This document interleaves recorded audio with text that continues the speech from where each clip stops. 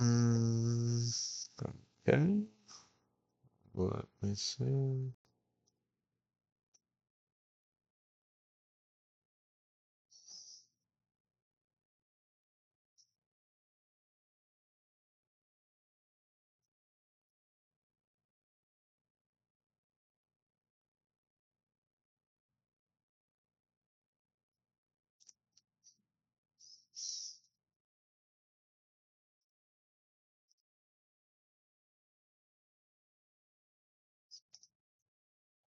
Why?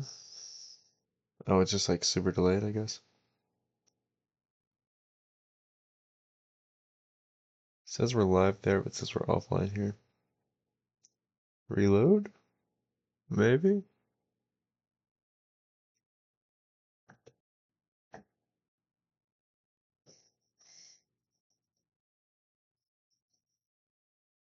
Hey, okay. I don't know. Oh, it's just because my brightness is so low. Oh yeah. That looks way different. Okay, cool. Um, like I said yesterday, we're gonna keep reading. House of Leaves should be pretty interesting uh, as we go in from the forward or the introduction to the actual main part of the book. I'm assuming we're gonna be seeing more of Zampano's actual reading. But thank you if you tuned in last time and you're joining in, or if you're catching up. I think I'm gonna be posting these VODs because I started recording yesterday, and I'll record this stream too. I'll post these to a YouTube channel and I'll link that when I make it. But right now, just kind of getting the streams in and work on the YouTube stuff later when I have some more time. I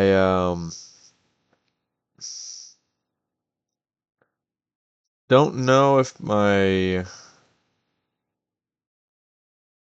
VOD channel is going to be curated or like edited at all. Probably not for a while, but maybe at some point I'll actually go through and like edit to put in like timestamps and stuff. If I have like more variety streams. But I know my actual main YouTube channel was gonna be more of like criticism of like film stuff mostly, and maybe in variety games. Um, that'd be fine. Let me see what this alert is. It's concerning. Unread notifications. It's 2 minutes ago. Your microphone is unmuted but has no signal. Well, it says there's a signal. Let me check the Twitch broadcast. No, we're fine. We're fine. Okay. I guess I'm just gonna go into the reading. It says that I have a follower, so that's very exciting. It says I have a viewer now. That's also very exciting. So for our viewer here, we're reading House of Leaves, by Mark Z. Danieliski. And just a brief recap for you, and then if other people watch back the VOD. We started out with our main character, who... Do they have a name yet? Yes. Their name is Johnny Truant, and Johnny Truant has stumbled upon a series of manuscripts by a old man who died in his neighborhood or in his apartment, very close by though, and lives nearby. And the manuscript is a an analysis or a criticism of a film called The Davidson Record, which is a documentary talking about how to capture darkness in like photography or in film or something like that. And a couple things we talked about last time was the mental state of Johnny Truant, because there's a couple like strange scenes that we see where he talks about like waking up with covered in blood and also like wanting to shoot people or himself. So like a commitment to like violence that we didn't see at the very beginning of the narrative. He seems very haunted by what he found in the manuscripts, but he hasn't told us exactly what he's read about or that much. Just that we're going to be given access to the manuscript. So we're now going to read what Zappano has written. Anything else? There's some interesting formatting choices. So there's a house is always in blue text, it seems. And then there is a variety of terms that are underlined. It seems like all of them, what they have in common is they are like sort of like references to something that you could like research or look up. Um, for example, like Bambi, like the film Bambi was underlined. The Davidson record was underlined. Some foreign terms were underlined. And speaking of foreign terms, the narrator here, Johnny, is including vocabulary that is highly advanced and unlike his regular usage of vocab. And he actually points that out in the narrative. Like, he said graphomaniac or something to that extent, essentially like an obsession with writing. And he said your word, right? Or your word, not mine, something like that. So he's talking to us as the reader about the vocab, or he's talking to someone that's going to read what he's writing about the vocab. And I'm some predictions is that the manuscript is changing him in some way. It's like educating him or corrupting him or making him so obsessed that he learns more. Or maybe he's just actually educated and his earlier statements didn't really allude to that. It's just like a more part of his personality that we're seeing. And because of the context, he's showing more of like academia or more knowledge. So, um, I guess, oh, other really important part, setting wise, we're in California and it's 1998 and Zappano died in 1996 or 97, something like that. So like this all over the course of 2 years is the story because I believe that what Johnny writes is all post the events of what we're going to be reading, but we'll see more. Okay, so first page. Oh, and just for like clarity, I'm going to be reading the story and I might make little breaks in between the story to add some commentary or discuss more of what's going on in the novel or what I think is going on in the novel. If you would like to post in chat your own predictions or commentary or any other thoughts you have, feel free. I'd love to hear it. If you've already read it, I just encourage you not to spoil it. I'm not I don't like being spoiled on things, but at the same time, for me, it's like the actual journey and like the entire story that matters, not just the payoff at the end. Although spoiling the payoff makes it worse. So, but yeah, yeah. Okay. First page of what I'm assuming is chapter one. Moose S sign. That is a different language, so let me look it up, because I only took Latin, and that's not Latin. Although, if it was Latin, I'm not sure that I would even be able to translate it. We take these like foreign languages or all these like random classes in high school, and it's like so much of the knowledge is lost because you don't practice it. It's just to get through the moment. Doesn't commit to long-term memory. Okay, so this is German, and it means must it be? And it apparently has a lot of history with philosophy and musical motifs. Okay, interesting.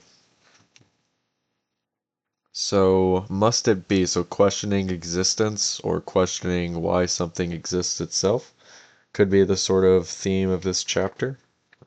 All right, the Davidson record. Bolded text, kind of like its own section.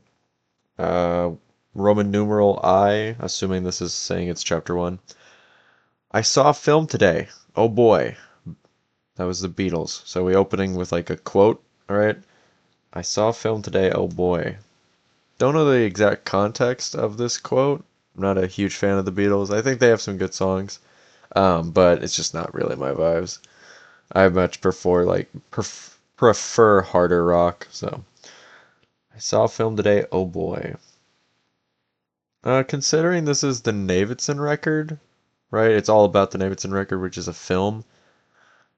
I'm assuming this chapter is going to be like Zapano's like first experience with the film potentially, or just like saying that this movie is like so impactful potentially. Um, okay. While enthusiasts and detractors will continue to empty entire dictionaries, attempting to describe or deride authenticity, still, oh sorry, attempting to describe or deride it, authenticity still remains the word most likely to stir a debate.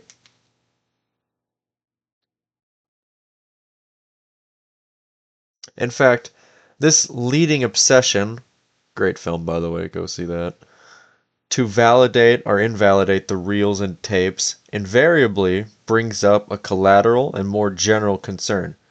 Whether or not, with the advent of digital technology, image has forsaken its once impeachable hold on to the truth. Um, there's a footnote here, a topic more carefully considered in Chapter 9. Okay, so I guess come back to Chapter 9, or when we get to Chapter 9, look back at Chapter 1. Someone make note of that. For the most part, skeptics call the whole effort a hoax, but grudgingly admit the Davidson record is a hoax of exceptional quality. Unfortunately, out of those who accept its validity, many tend to swear allegiance to tabloid UFO sightings. Clearly, it is not easy to appear credible when, after vouching for the film's verity, the discourse suddenly switches to why Elvis is still alive and probably wintering in the Florida Keys. Another footnote here. See Daniel Bowler's Resurrection on Ash Tree Lane, Elvis, Christmas Past, and Other Non-Entities. Okay, published in The House, House is blue again, New York Little Brown, 1995, page 167-244, in which he examines the inherent contradiction of any claim alleging resurrection as well as the existence of that place. Okay, so I guess we're just trying to talk about how the Davidson record is kind of in itself some sort of like folktale or like Bigfoot or UFO sightings or like Elvis being dead, Tupac, Hitler, just some sort of a mythos, right? Okay. Clearly, it is not easy to appear. Oh no, sorry, we already read that. Okay, so one thing remains certain: any controversy surrounding Billy Meyer's film on the flying saucers, footnote again, we'll go back to that later, has been supplanted by the house on Ash Tree Lane. All right, house in blue again. Back to the footnote on Billy Meyer's film.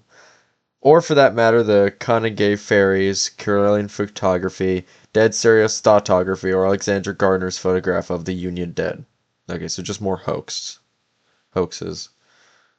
Okay. Though many continued to devote substantial time and energy to the antinomies? Oh, antinomy. Okay, okay. Of fact or fiction, representation or artifice, document or prank. So like last time I talked about how throughout the like introduction or forward there is this recurring pattern of like ironies or oxymorons where you have one option or another, and it's like these perpendicular ideas that are two sides of the same coin offering alternatives or things that are complete opposites or essentially just bouncing back and forth between these ideas. And I was wondering if this was a theme, if it was a reflection of the just the writing style. But now that I see that Zampano does this himself, and not just Johnny, I'm curious if this is a influence of the manuscripts or the Davidson record or the house, right? The supernatural force, because there does seem to be something peculiar going on. Like it's not just something's causing the sort of obsession or insanity. It's that just it happens. Okay. So documentary prank. As of late, the more interesting material dwells exclusively on the interpretation of events within the film. This direction seems more promising, even if the house itself, like Melville's behemoth, remains resistant to summation. Much like its subject, the Davidson record itself is also uneasily contained, whether by category or lection, if finally catalogued as a Gothic tale, contemporary urban folk myth, or merely a ghost story. As some have called it, the documentary will still, sooner or later, slip the limits of any one of these genres.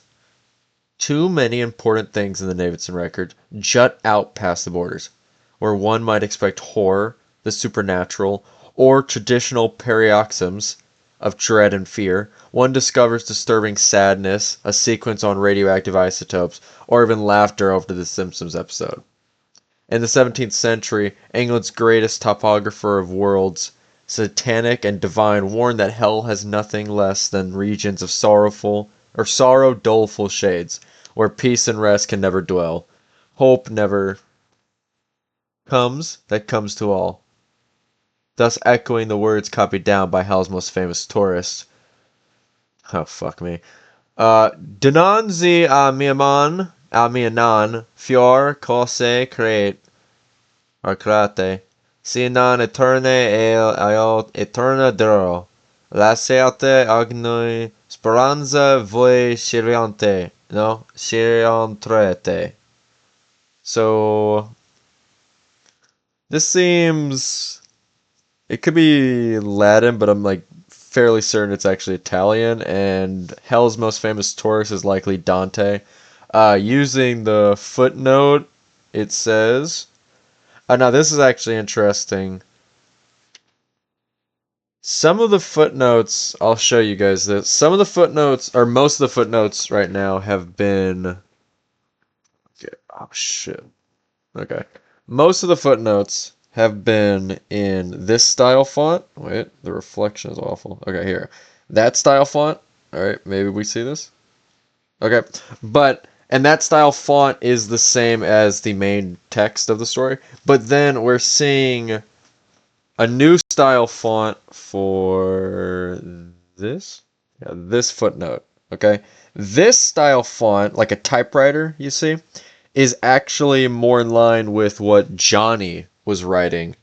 So what I'm assuming is going on is Zappano has his own footnotes that he writes for his book, the manuscript that we're reading right now, but then Johnny has come in and actually put his own footnotes in. So we're going to be dealing with like two sort of editors at the same time.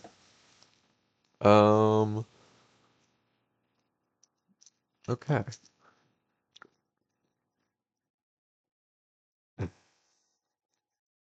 1 second.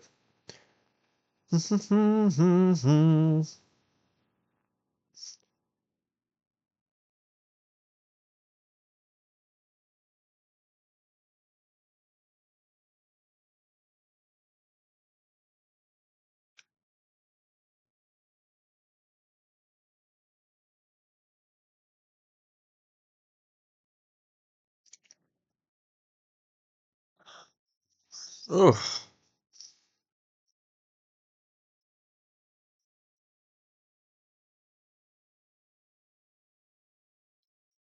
All right, and now we're reading the footnote about my awful Italian, that I've just read. That first bit comes from Milton's Paradise Lost, Book 1, lines 65 through 67. So he's talking about um, the, quote, regions of sorrow, doleful shades where peace and rest can never dwell. Hope never comes, that comes to all. Right, he's talking about that. That's from Paradise Lost. Should have recognized that that was poetry based off of the slashes to indicate line breaks. Okay. Actually never read Paradise Lost. Not at least not all of it. I mean, it's a lot to read. But I really should because I do enjoy epics and That is a pretty interesting one in terms of what I have read so far. It's an interesting concept. Okay. The second from Dante's Inferno. Okay, so I was correct about that. Canto 3, lines 7 through 9. In 1939, some guy named John D. Sinclair from the Oxford University Press translated the Italian as follows. Before me nothing was created but eternal things, and I endure internally. Abandon every hope, ye that enter. And then there's a follow-up footnote. The footnote has a footnote. Okay. In an effort to limit confusion, Mr. Truant's footnotes will appear in the Courier font, while Zampano's will appear in Times. Okay, yep, there you go. We also wish to note here that we have never actually met Mr. Truant. All matters regarding the publication were addressed in letters in the rare instances over the phone.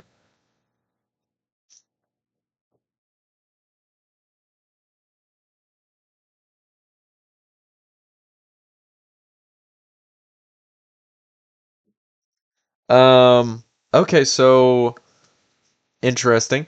There's editors outside of Truant. Okay, so we have Zampano's, we have Johnny Truant, and then we have the editors of all of this together.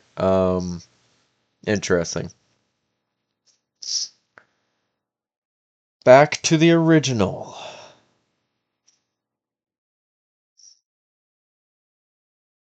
Jesus.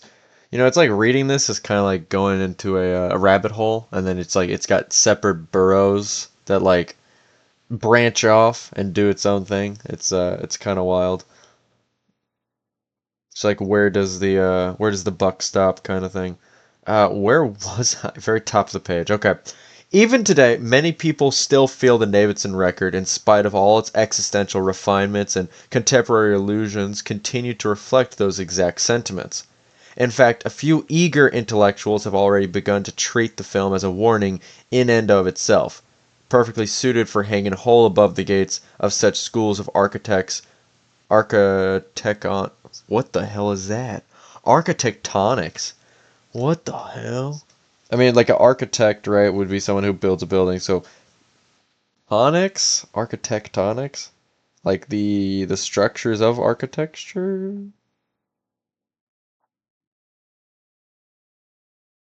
Oh, so it's the study of architecture. So like, kind of like biology, right? Is the study or it's the science of life. So architectonics is like the study of like architecture in its form. So architects study architectonics. We have a new chatter here. Very exciting. Thank you for joining us. We are reading House of Leaves, and we're in chapter 1, page 4, past the Roman numeral forward, and we were just discussing how there's three sets of voices going on. It's Johnny Truant, our main character, or at least our main narrator, it seems like. He's the first voice we get, at least, who finds the manuscript of Zampano, an old man who died, and we're now reading the manuscript that Zampano has, who has his own footnotes, but Johnny puts footnotes also, so it's like two different kinds of footnotes. And lastly, there's the editors, so three sets of voices. Um, and so they recently gave us the quote from Paradise Lost as well as from Dante's Inferno, and we're saying that. What are we saying about these quotes in relation to the film itself?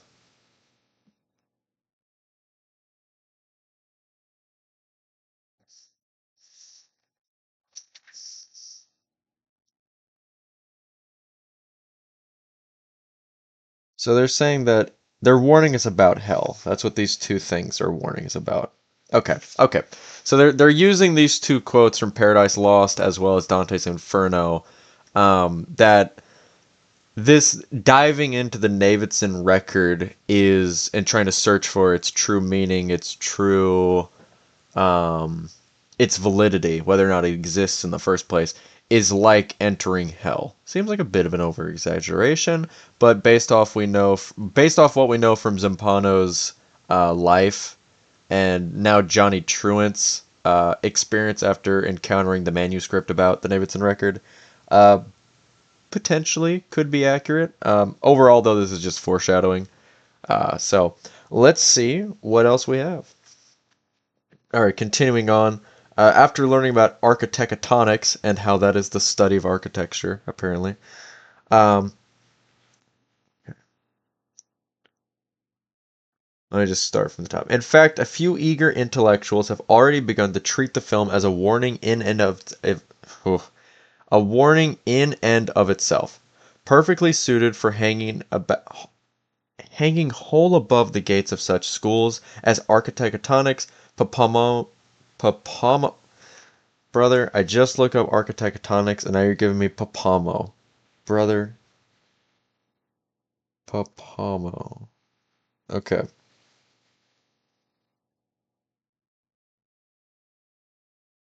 Guys, I don't think I found the right thing. We have the Pomodoro method, which is for studying. I don't think that's helpful. Papamo Dragon Village Collection. Something tells me that's not what they wanted. The artist, the South Korean R&B duo Jimbo and Hirsch made the group Papamo. Yeah, I'm sorry, guys.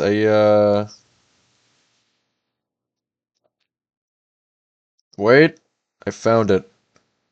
Postmodernism. Hey, really do be like that? Jelly makes shit up. Yeah. Okay, so postmodernism. I briefly mentioned last stream how this feels very postmodernist with the way that it's talking, how it's using mixed mediums, and the way, what else was it that was kind of postmodernism? I think there was a lot of like hopelessness in it and like collecting scraps and pieces, but to what end? So postmodernism, I'm not super familiar with. I would say postmodernism is kind of what we're in, like post 9/11 or right before 9/11, like the 2000s. That feels more postmodernism than what is this, 1990 or 1980? So yeah, I don't know about that, but anyways, Papamo, Marxism, biosemiotics, to say nothing of psychology, medicine, New Age spirituality, art, and even neo-minimalism. Will Davidson, however, remained stalwart in his insistence that his documentary should be taken literally. As he himself says, all this, don't take it as anything else but this. And if one day you find yourself passing by that house in blue yet again, don't stop. Don't slow down. Just keep going. There's nothing there. Beware. Considering how the film ends, it is not surprising that more than a handful of people have decided to heed his advice. Okay, so Will Davidson made the documentary. Okay. The Davidson record did not appear as it does today. Nearly 7 years ago, what surfaced was the 5.5 minute hallway.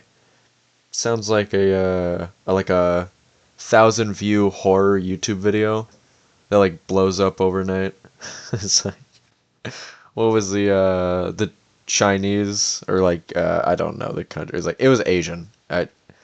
Where it's like there's a storm in the place that he lives, and it's like he's going through the house and the hallways are getting more decayed, and it's like a time loop thing where he keeps like opening the shutter door.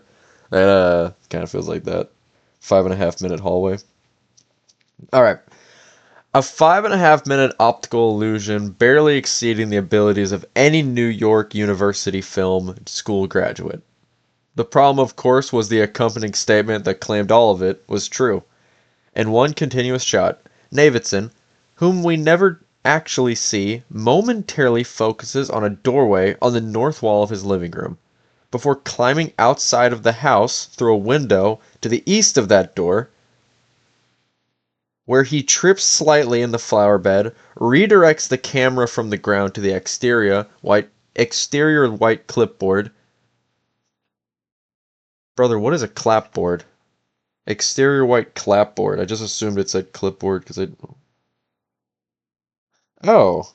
Oh, it's that. It's just the it's like the action thing. That's called a clapboard. Okay. Um so what he goes out, he trips over the thing, and then he redirects the camera from the ground to the clapboard, then moves right, crawling back inside the house through a second window, this time to the west of that door, where we hear him grunt slightly as he knocks his head on the sill, eliciting light laughter from those in the room. Presumably Karen, his brother Tom, and his friend Billy Reston, though like Davidson, they too never appear on camera, before finally returning us to the starting point, thus completely circling the doorway and so proving, beyond the shadow of a doubt, that insulation or siding is the only possible thing this doorway could lead to. Which is when all laughter stops, as Navidson hands appear in the frame and pulls open the door, revealing a narrow black hallway, at least 10 feet long, prompting Navidson to reinvestigate, once again leading us on another circumambulation of this strange passageway leading in and out of the windows, pointing the camera to where the hallway should extend, but finding nothing more than his own backyard.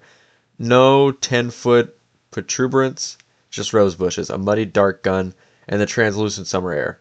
In essence, an exercise in disbelief which, despite his best intentions, still takes Davidson back inside to that impossible hallway, until as the camera begins to move closer, threatening this time to actually enter it, Karen snaps, "Don't you dare go in there again, Navy." To which Tom adds, "Yeah, not such a hot idea," thus arresting Davidson at the threshold, though he still puts his hands inside, finally retracting and inspecting it, as if by seeing alone there might be something more to feel. Reston wanting to know if in matter of fact, oh, no, no, no. Sorry, I skipped a line. Reston wanting to know if, in fact, his friend does sense something different, and Davidson providing the matter of fact answer, which also serves as the conclusion, however abrupt, to this bizarre short. It's freezing in there.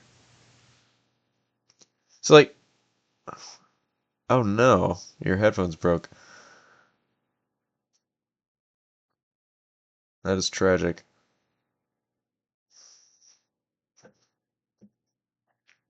Yeah, if you've got questions, I can respond in chat, but the whole experience is, actually, I'm trying to see if I can get captions. Is there captions available? Well, they are enabled, but I don't know if they're on for you.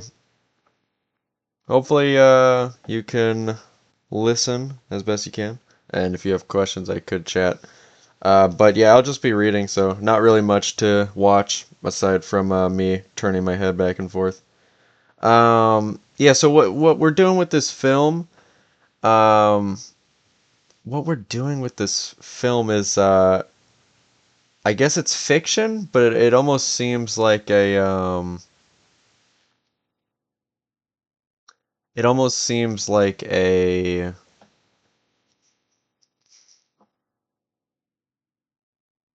this is true, like it's a documentary, like he found something in his house that is irregular, right, and he's filming the anomaly.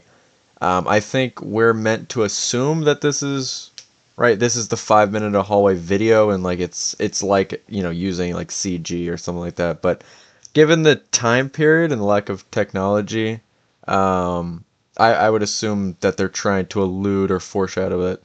There's something odd with this house. That would be my best guess. But we'll see more probably. Um. Okay. I guess if your headphones broke, you can't hear me talking about your message. Yeah, that's fine. I'll just.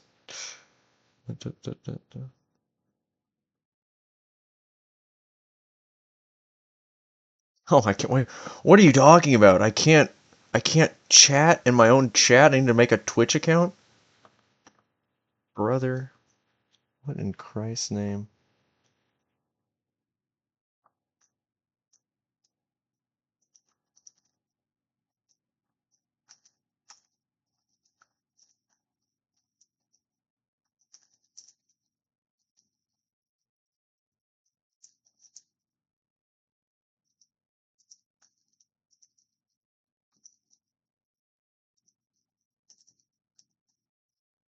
we go.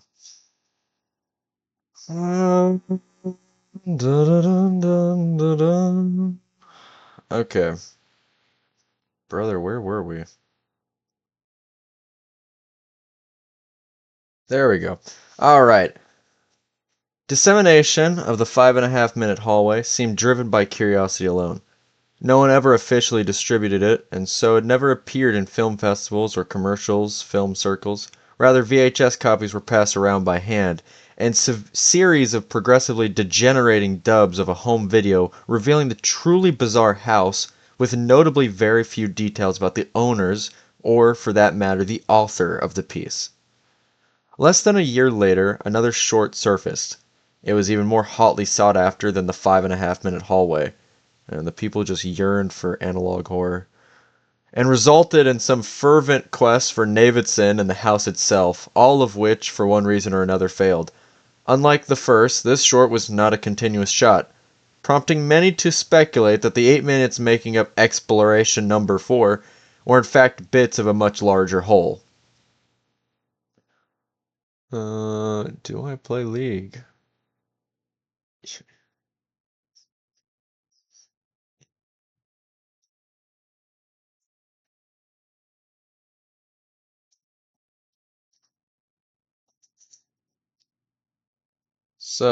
Could be a fun stream, watching me get fucking manhandled by the other jungles, yeah. Oh, I'm gonna actually lose my mind. I keep trying to or fucking type in my other chat, and it's sending me to try to sign in. It's crazy. Alright.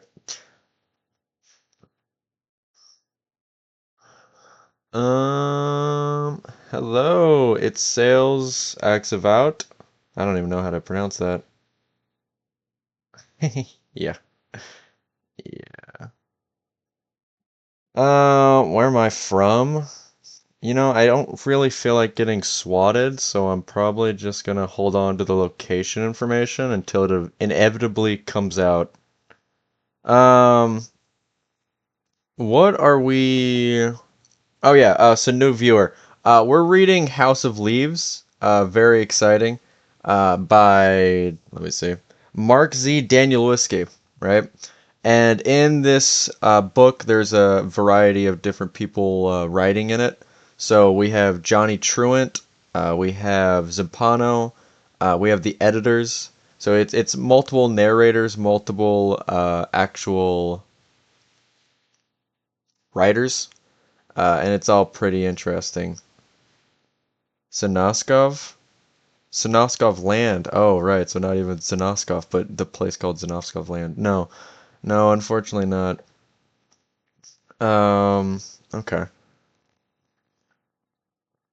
So what I'm reading right now is Zampano, his manuscript. He's writing about right now the Davidson record, and specifically the documenter or like the director of that film and the short films that he posted beforehand.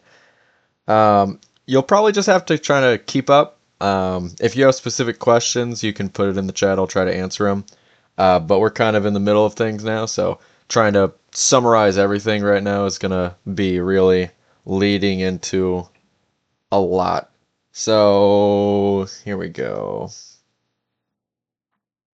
So they're talking about Exploration Number 4. That's the name of the other film. Okay, the structure of Exploration Number 4 is highly discontinuous, jarring, and as evidenced by many poor edits, even hurried. The first shot catches Davidson mid-phase. He is tired, depressed, and pale. Days, I think, and I don't know, drank of something unclear what. Actually, I'd like to burn it down. Can't think clearly enough to do it, though.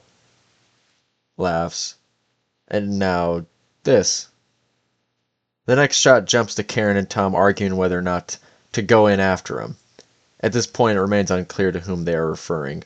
There are several more shots. Trees in winter, blood on the kitchen floor, one shot of a child, Daisy, crying. Then back to Davidson. Nothing but this tape, which I've seen enough times. It's more like a memory than anything else. And I still don't know. Was he right or just out of his mind? Followed by 3 more shots. Dark hallways, windowless rooms, stairs. then a new voice. I'm lost, out of food, low on water, no sense of direction. Oh God. The speaker is bearded, broad-shouldered man with frantic eyes. He speaks rapidly and appears short of breath. Holloway Roberts, born in Menominee, Wisconsin. Bachelor's from U, Massachusetts. There's something here. It's following me. No, it's stalking me. I've been stalked by it for days, but for some reason it's not attacking. It's waiting. Waiting for something. I don't know what. Holloway Roberts, Menominee, Wisconsin. I'm not alone here. I'm not alone. Thus bringing and thus bringing to an end this strange abstract, which, as the release of the Davidson record revealed, was sparingly incomplete. What's your experience streaming? This is actually third stream. Third stream. We did some Hearthstone Battlegrounds the first stream. The second stream, I did a little bit more of Hearthstone Battlegrounds, and then I read the House of Leaves.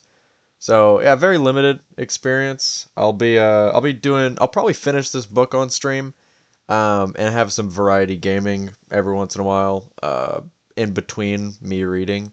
And then if you guys keep showing up for books, we can have like a polls in the chat on what we want to read next if we like the reading. I like the reading, and you guys are still here, so you guys probably enjoy the reading somewhat. Um, but yeah, yeah, not a lot of experience streaming. Good, I really appreciate you. Well, that means a lot. Thank you. Um, okay. So, um, what I see here with the very last entry, I'm not sure too much about the other stuff. It seems like they're exploring. If the very first tape is their first experience with the anomaly of the hallway, like stretching out, and then these follow-ups are they seem like it's literally titled Exploration Number 4. It seems like they're trying to figure out this house more and more, whatever's going on. And there's like expeditions. Maybe they lost someone likely, based off of them saying I don't know, like he's lost his mind or something like that. And then the most recent quote is what really interests me. They specifically bring out something. What's my favorite character? Not sure. Not sure that I have one right now. There's not a lot of characters. Johnny's pretty enjoyable. I like his dynamicism and the mystique and interest in his character. But the most recent quote, it talks about hearing something, and I mentioned before how it seems like it could be like a creature feature, based off like the claw marks that they see. So they also continuously repeat information. It's like they're taking a record of who they are, what their identity is, so they don't go crazy. And whether that's because they've been in here for so long, or if it's the act of the house causing them to go insane, or again, if it's the manuscript or the film that causes the insanity. I'm not sure, but there is a pattern of people losing memory or losing themselves to some aspect. So I'll be interested to see more of that and what that has to do with this. Okay, where are we at? Plan about streaming. That's a good question before I start reading again. I do want to keep streaming. And it seems like this is a pretty good time for me, like usually around 3 o'clock. Or I guess when I started, yeah, so like, yeah, so about like mid of the day. Um, if I guess it really just depends on my freedom and availability as well as like how popular this gets. Like if I continue to get more people showing up for these readings and stuff, then it'll be more regular, but at least twice a week probably. Um, but yeah, I'll definitely have a schedule posted the more I do it just so I see when do I actually have free time. But yeah, thanks for asking. Okay. So after the quote, They talk about the release of the Davidson record. Okay. Then for 2 years, nothing. So nothing more from the director or any other entries. All right. Few clues about who any of these peoples were, though eventually a number of photographers in the news community did recognize the author as none other than Will Davidson, the prize-winning photojournalist who won the Pulitzer for his picture of a dying girl in Sudan. Interesting. I mean, how do you guys feel about photography or other like journalistic pursuits that depict death and suffering? Like, I think it's interesting and it's like it can be very powerful, right?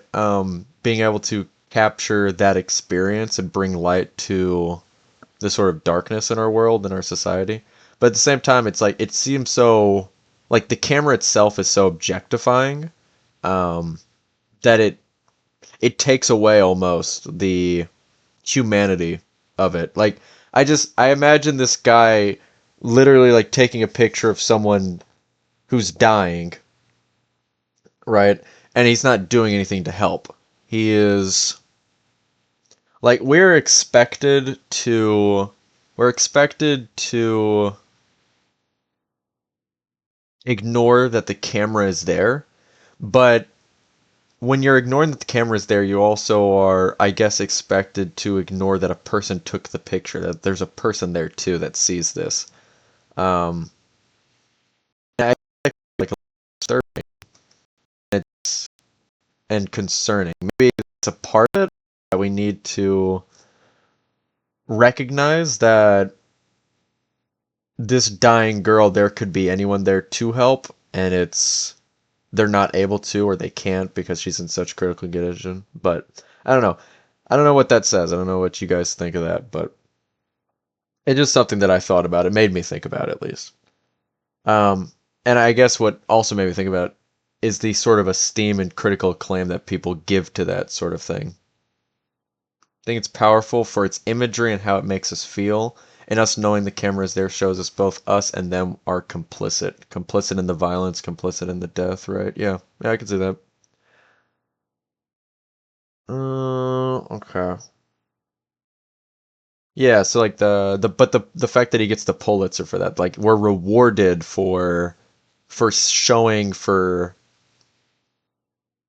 putting it on a pedestal, putting violence on a pedestal, right? Like if you're a news broadcast, like they're rewarded with views and attention for showing violence and showing the bad in the world. It's interesting. Okay, back to the book though. Unfortunately, this discovery only generated a few months of heated speculation before, in the absence of press corroboration, the location of the house, or for that matter, any comment by Davidson himself interest, died out. Most people just wrote it off as some kind of weird hoax, or, because of the unusual conceit, an aberrant UFO sighting. Nevertheless, the deteriorating dubs did circulate, and in some trendy academic circles, a debate again. Was the subject a haunted house?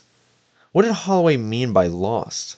What could anyone be lost in a house for days anyways? Oh, sorry. How could anyone be lost in a house for days anyway?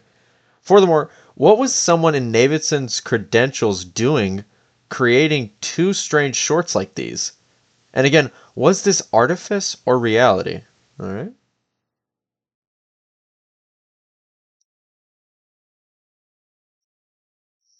Started streaming ideas for logo, banner, and overlays. Great question. Streamlabs, that's what I'm currently using, has like a variety of little like overlays and stuff. Like, if I have to leave, I would just do this. Wow, look at that. Such a transition. Very exciting. Um, so like there's some stuff like that I could do. Logo banner. I did a logo in MS Paint, which I don't know if you've seen it. You probably had to have to click on this, but it looks god awful. So I'll probably spend some more time doing that. But I don't know. It's fine. It took me like 30 minutes to do, and it's like it's kind of cute.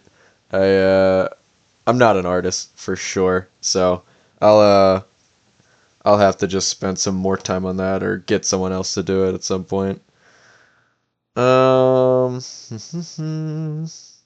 I could do a chat overlay. I was thinking about it. It's gold. What do you mean?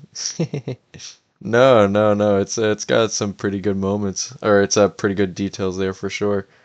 I don't like that you could see the literal pixels. Like I don't know how to do a smoother brush, or if MS Paint doesn't have an option to do a smoother brush. Um, where are we at now?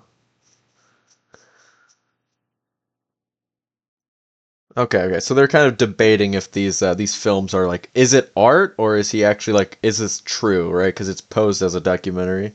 All right. Certainly, a good deal of the debate was sustained by a bit of old-fashioned cultural elitism.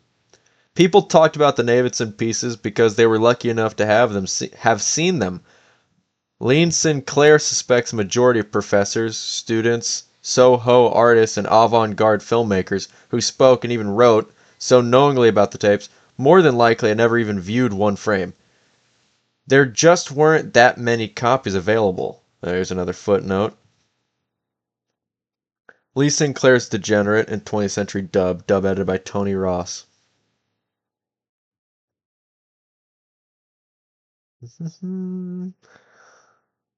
While the five and a minute half oh, what the hell am I trying to say? While the 5.5 minute hallway and exploration number 4 have been respectively called a teaser and a trailer, they are also in their own right peculiar cinematic moments. On a purely symbolic level, they afford a vast potential for examination. The compression of space, the power of the imagination to decompress that space, the house as trope for the unlimited and unknowable, etc., etc. On a strictly visceral level, they provide ample shocks and curiosities. However, the most unnerving aspect about both pieces is their ability to convince us that everything really happened, some of which can be attributed to the verifiable elements, Holloway Roberts, Will Davidson et al., but most of which must be chalked up to the starkness of the production, the absence of makeup, expensive soundtracks, and crane shots. Except for framing, editing, and in some cases subtitles, there's virtually no room for creative intrusion. All right, some verisimilitude going on there. Arguably interpretive, especially in the case of Holloway's garbled patter, where even the subtitles appear in incomprehensible onomatopoeia or just question marks. Okay. Um, how am I going to handle footnotes for this stream? Oh, well, basically what I do is I go back to the footnotes at the end of the sentence. Um, it might get more complicated in the future, like it did once, where they had a footnote inside of a footnote. But I also draw these customized stuff. If you're down, we can connect on Discord. I'll show my portfolio. Yeah, that's cool. We can maybe check that out. Um, if you want to, I don't even remember. Does Twitch have DMs privately on Twitch? I don't think so. If you want to put your Discord in the chat, I can reach out to you. And I'll just DM. But yeah, that'd be fine. If you want to do that, that'd be cool. Okay.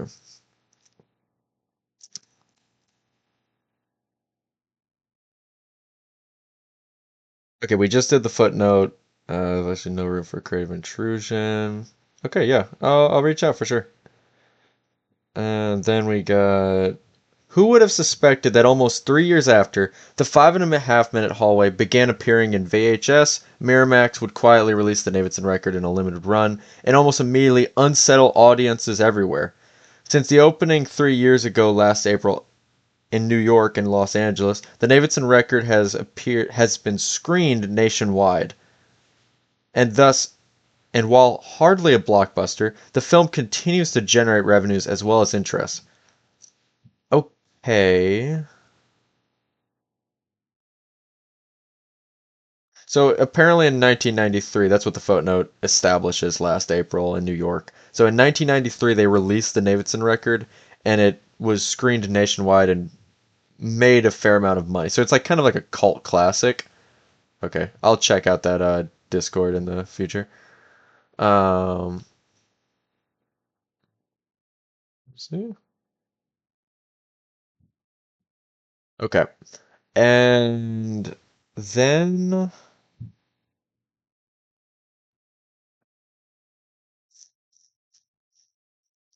I don't know, I guess my confusion here right now, and if you've read the book, don't spoil it, but and maybe that's just part of the story. We're talking about the Davidson record being like a hoax, right? It's not real. It's this fake movie. But I guess is it fake because they don't think it exists? Like there's no one has access to the film, it doesn't exist even though they talk about it at length. Or are they saying it's fake because they don't know if it's an actual documentary or a fiction, right? It's pretending to be a documentary. Thinking about um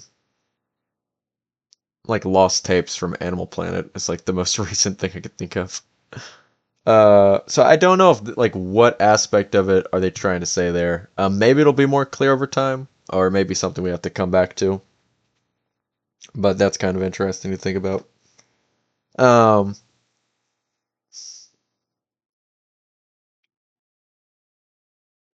so going back, film periodicals frequently publish reviews, critiques, and letters. Books devoted entirely to the Davidson record now appear with some regularity. Numerous professors have made the Davidson record required viewing for their seminars, while many universities already claim that dozens of students from a variety of departments have completed doctoral dissertations on the film. Comments and references frequently appear in the Harper's, the New Yorker, Esquire, American Heritage, Vanity Fair, Spin, as well as on late night television. Interest abroad is equally intense. Japan, France, and Norway have all responded with awards, but to this day, the spectral Davidson, has yet to appear, let alone accept any one of these.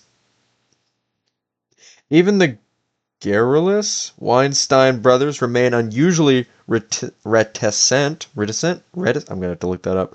Reticent about the film and its creator. Okay. So they're saying that they're saying that Davidson's fucking gone. He got wiped out. He's lost in the sauce, out, disappeared, abducted in the home. He can't accept any awards because he's fucking dead. Is my imagined implication. But let me look up what reticent means.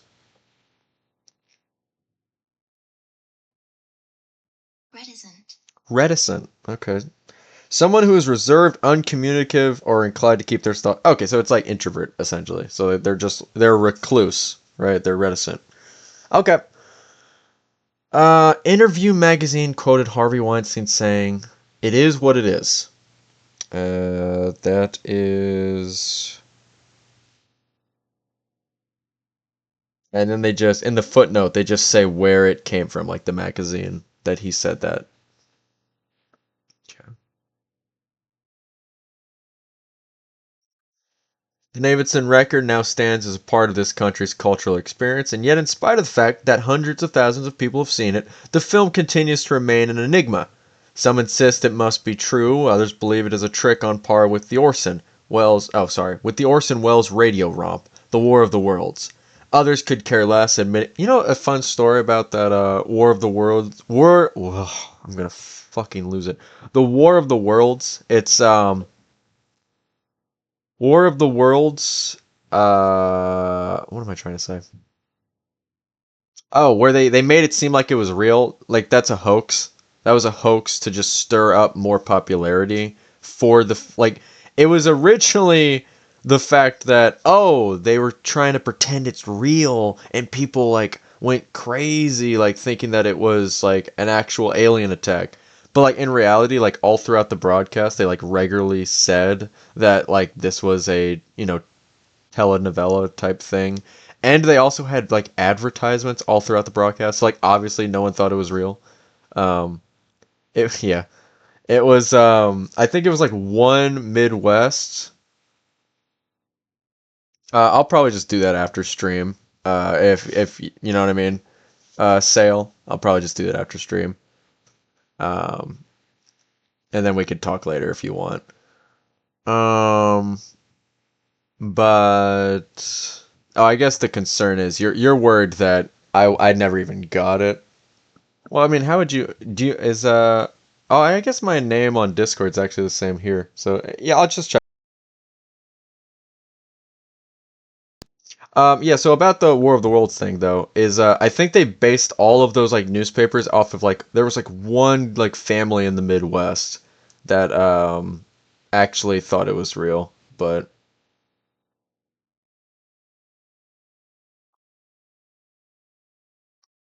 okay. Mm-mm-mm-mm-mm-mm. Okay.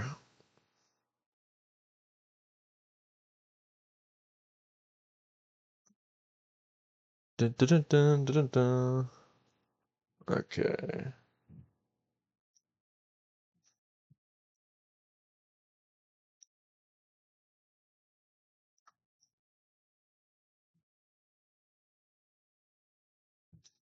So kind of interesting. And then there you go.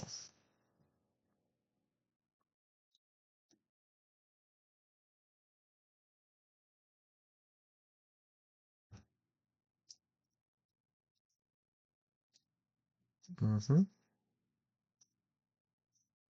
Yeah, Sale. Oh, wait. I'm actually so stupid. It's not Sale is at the main part of your name. It's Alexa. I'm not actually seeing it on Discord. So maybe there's a typo, or maybe I'm just actually stupid. I'll we can troubleshoot that in a little bit. Let me read a little bit more. Okay, so we're talking about the War of the Worlds. Others could care less, admitting that either way, the Davidson record is a pretty good tale. Still, many more have never even heard of it.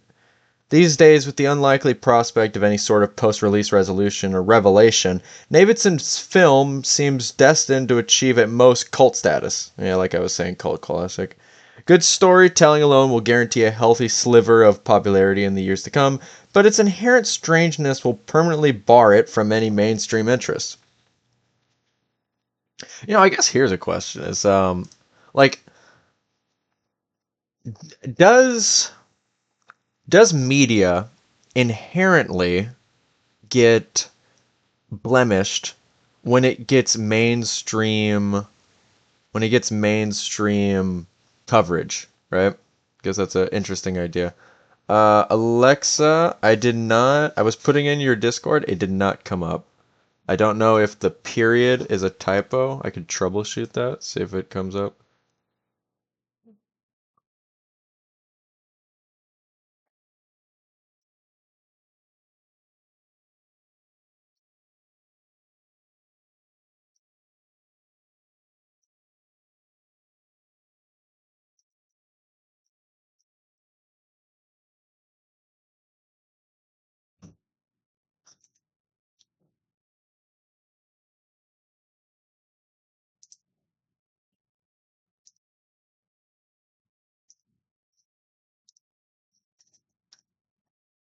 What social did I just the add Alexa underscore VT?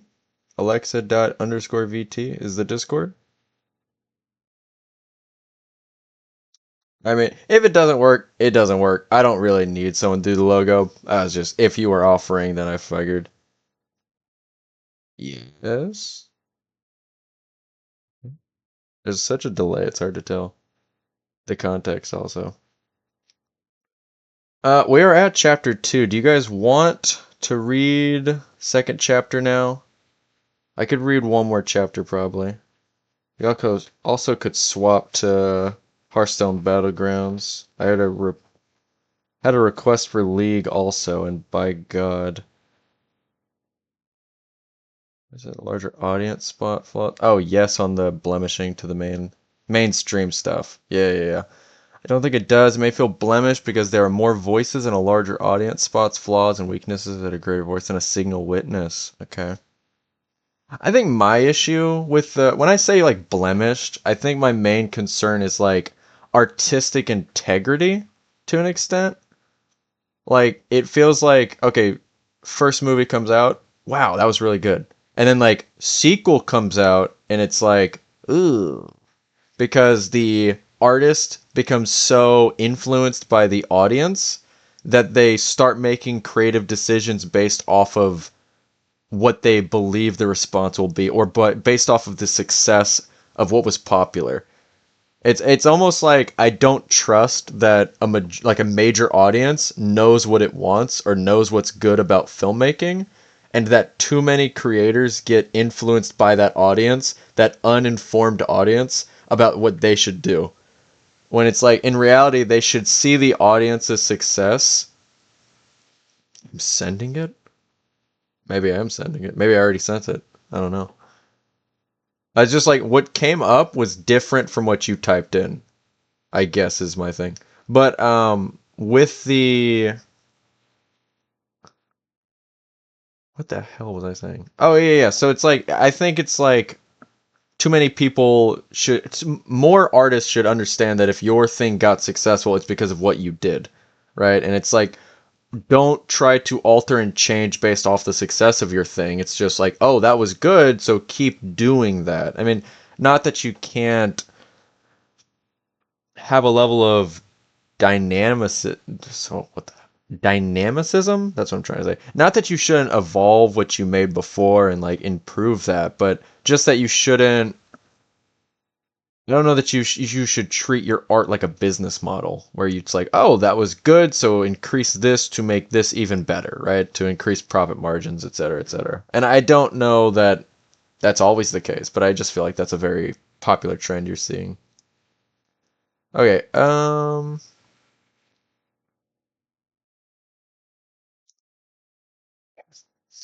okay. Yeah, I'll do one more chapter and then me when art has monetary requirements and motives. So true. Yeah, I mean people gotta eat. I get that. I get that. I got an hour till work done. Okay. Yeah, but it's probably gonna take me an hour to read through this. It could be a short chapter. All right. Chapter two. The labors of men of genius, however erroneously directed, scarcely ever fail in ultimately turning to the solid advantage of mankind. That's a quote by Mary Shelley. Now, whether or not, no, I agree about it. It's certainly rough. Yeah.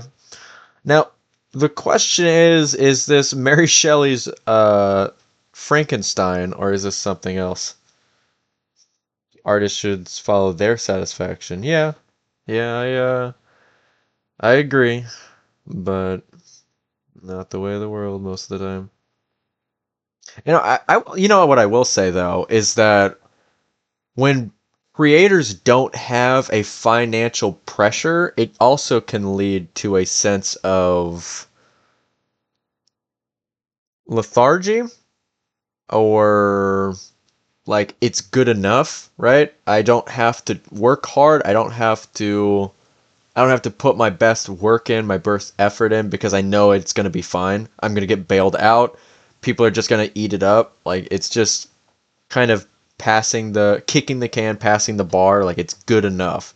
Um, I think a really good example of this. I've been watching this interview on the creator of Mixtape, and just like the way they talk about like the creative process for their game, and in the past, yeah, like Slap, is like just them being able to just be like bailed out essentially by their their producer who just kind of keeps throwing money at him because like they just don't have to worry about it. Like they're in an industry or they're in a company that like it doesn't matter. They're just putting it out. Like they don't care about the quality.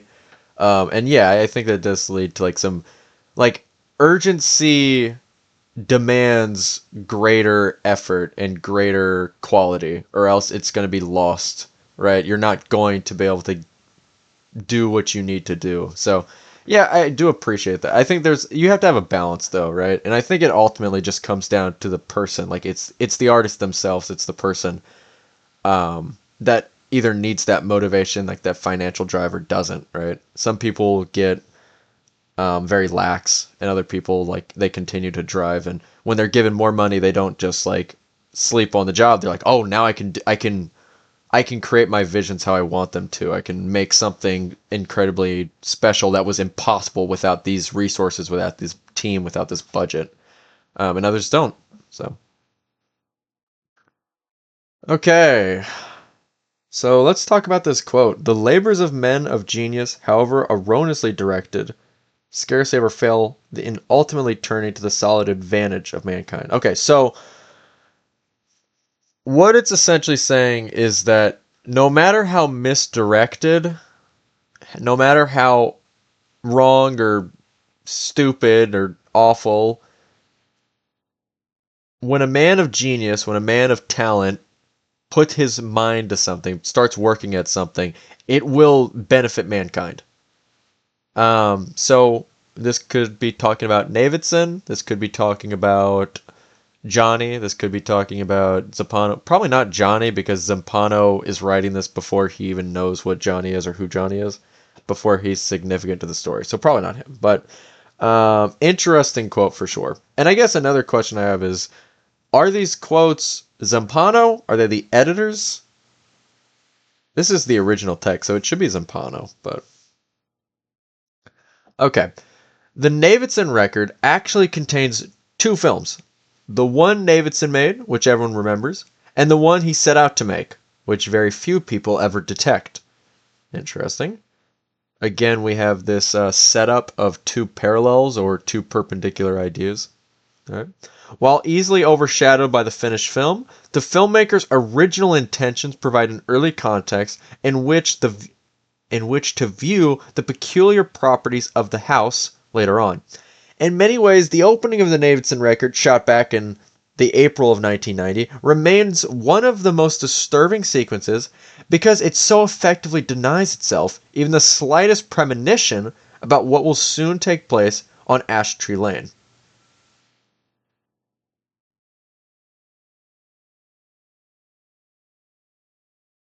Okay. Not once during those initial minutes does Navidson indicate he knows anything about the impending nightmare he and his entire family are about to face. He is wholly innocent, and the nature of the house, at least for a while, lies beyond his imagination, let alone his suspicions. Of course, not everyone remains in accordance with this assessment. Dr. Isaiah Rosen believes Navidson's a fraud. From frame one, and his early posturing puts the entire work at risk. Footnote. Isaiah Rawson, PhD in flawed performances, a consideration on the actors in the Navidson opus. Okay, so this is a doctor that's written a thesis or some sort of paper on Navidson opus. Okay. Um, Rosin assumes the beginning is just a case of bad acting, performed by a man who has already envisioned the rest of the film. Consequently, Rosin seriously undervalues the importance of Navidson's initial intentions. Okay, so this is kind of going back to the question I had is, are we saying that this documentary is like a mockumentary where it's like it's just posing as a documentary but it's actually fiction, or are we saying that this is an actual documentary but it's like it's a fable, like it doesn't exist. The documentary doesn't exist. So this is saying that the doctor is talking about it like it's a film, like it's a fantasy, it's cinema. Okay. All too often, major discoveries are the unintended outcome of experiments or exploration aimed at achieving entirely different results. In Davidson's case, it is impossible to disregard his primary goal, especially since it served as progenitor, or at the very least the near origin to all that followed, Rosin's presumptions. Another footnote here. Not the first and definitely not the last time Zampano implies the Davidson record exists. Okay, this is Johnny Truant talking, by the way. Okay, interesting. Rosin's presumptions lead him to dismiss the cause for the result, thereby losing sight of the complex and rewarding relationship which exists between the two. Okay. It's funny. Navidson tells us at the outset, I just want to create a record of how Karen and I bought a small home in the country and moved into it with our children. Some sort of see how everything turns out. No gunfire, famine, or flies, just lots of toothpaste, gardening, and people stuff. which is how I got into the Guggenheim Fellowship and the NEA Media Arts Grant. Okay, so he made the documentary to just kind of talk about, or just kind of capture the human experience of moving, or like capturing this family kind of relocating or something like that. He just wants to capture this. Um, okay. Maybe because of my past, they're expecting something different, but I just thought it would be nice to see how people move into a place and start to inhabit it, settle in, maybe put down roots, interact, and hopefully understand each other a little better. Personally, I just want to create a cozy little outpost for me and my family, a place to drink lemonade on the porch and watch the sunset. Oh, we're trying to make him relatable, so it's so much sadder when he dies. Which is almost literally how the Davidson record begins, with Will Davidson relaxing on his porch of his small old-style heritage house, enjoying a glass of lemonade, watching the sun turn the first few minutes of daytime into gold. Despite Rosin's claim, nothing about him seems particularly devious or false, nor does he appear to be acting. In fact, he is a disarmingly pleasant man, lean, attractive, slowly edging through his 40s. Determined once and for all to stay in and explore the quieter side of life. Okay, there's a Fortnite. That's not a Fortnite. Fortnite. No, there's a footnote about his 40s. In this article, Years of Those in the New Republic gives us the date 1995 November, page 33, 39. Helmet, last name is foreign. Kerenskirkosh puts Davidson's age at 48. Uh, oh, I see. So Zampano says he's edging his 40s, and then he puts a footnote to explain that specifically he's 48, and this is how I know that he's 40. Like, he's edging his 40s. Okay, that's fine. That's fine. Um, and then the doctor who kind of is criticizing the film is saying that this little, like, him with his camcorder being like, oh, I love my life. I love being out here with my family and on my lemonade. That's just bad acting. That's not, like, authentic. Him just capturing him moving into his house. That's not real. This is all a film. His just bad acting. Um, which is kind of funny. Um, I just imagine him being like that guy who did like the YouTube ads you've probably seen. Well, it's old now, but like just here in my garage, my bookshelves got that knowledge. You know, it's just like some awful, just like it just I'm being natural, so I can relate to you one on one, like being real. You know, that's pretty funny. Here we go. We are At least initially he succeeds, providing us with a pristine glimpses of the Virginia countryside, the rural neighborhood, Purple Hills born on the fringe of the night, before moving past these establishing shots and focusing more closely on the process of moving into the house itself, unrolling pale blue oriental rugs, arranging and rearranging furniture, unpacking crates, replacing light bulbs, hanging pictures, including one of his own prize-winning photographs. In this way, Davidson not only reveals how each room is occupied, but how everyone has helped apply his or her own personal texture. Um, okay, so we're in Virginia, really beautiful place. Nice, really good place to settle down, apparently. Um, so Virginia is where Davidson is filming the movie, and then California is where Zappano is writing this book. At least we believe it's where he wrote the book. He definitely died there and he lived there. Um, he probably wrote majority of the book there. Whether or not he started the book there, not sure. And it's where Johnny's at also writing. So opposite side of the country. I'm not sure if that's important. The fact that they're so far away. If there's some. I'm curious if this is also furthering that parallelism or like that perpendicular nature of the fact that we have this or that. We have life and death, right? Like two sides of the same coin, the back and forth. Like so in this case we have California, West Coast, Virginia, East Coast, like direct opposites. But also like so integral, so like flip-flop. They're two sides of the same coin. I'm curious if that's part of this, or if it's like that meme where it's like English teacher talking about, or English teacher going on our rant about the color of the drapes in the house. Um, because I don't know. I think whether or not the author intends to do something, if me as the reader, or we as the reader, see something and we ascribe it meaning, and it checks out, like it fits with the media, like it fits with the book, the film. If all that happens, then it doesn't matter if it was intentional. It's there, and we as the reader are, let's say, responsible enough to. I'm not going to spoil, but Def, you should lose your mind. Okay, okay.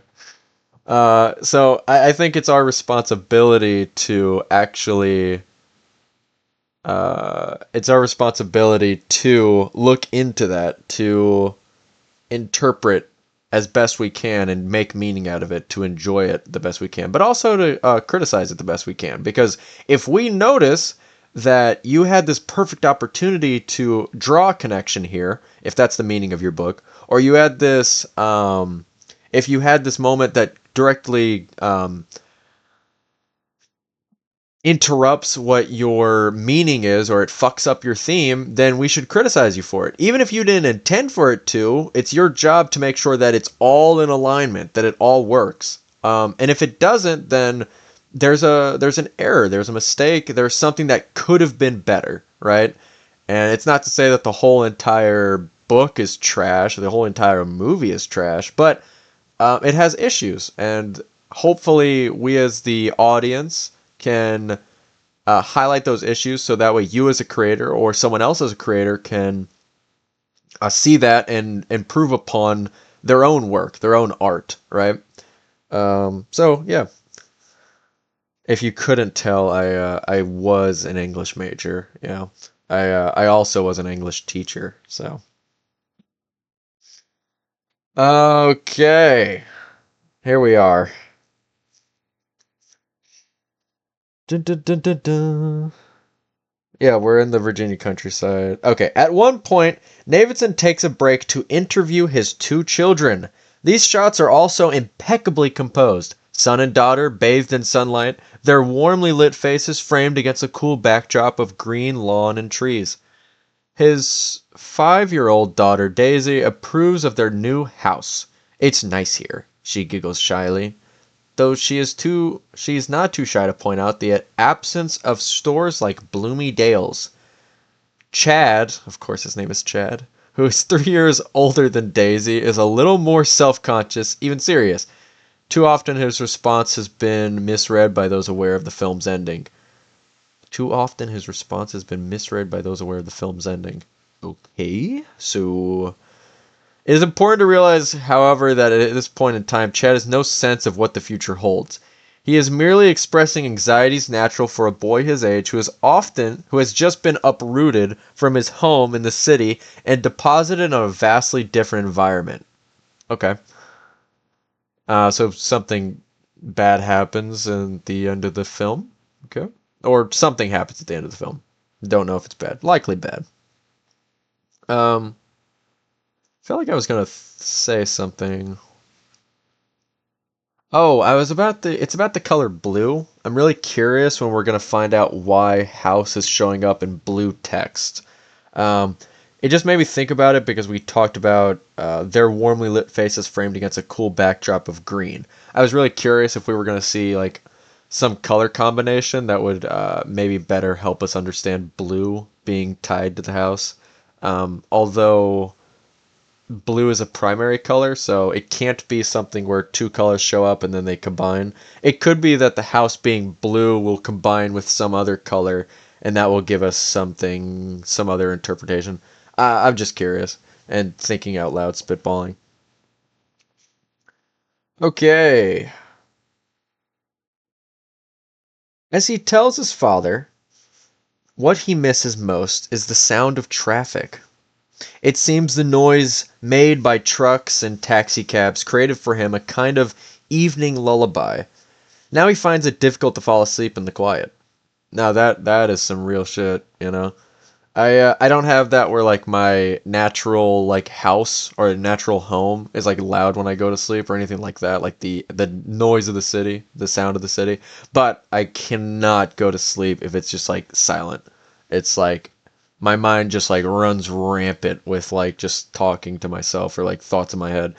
I need something in the background, but not like I don't like those like 10 hours of rain music or like natural sounds to go to sleep to. It's like it's got to be like people talking like a TV show that I'm really familiar with, so I'm not interested in it. Or like a movie that I've watched 100 times or something. Right now I've been listening to a podcast when I go to sleep, like EFAP, but it's like it's a podcast that I've like it's the same podcast episode or something that I've watched like 100 times, so I can go to sleep to that. It's just like the people talking help me unfocus, as it were. All right. Where are we at now?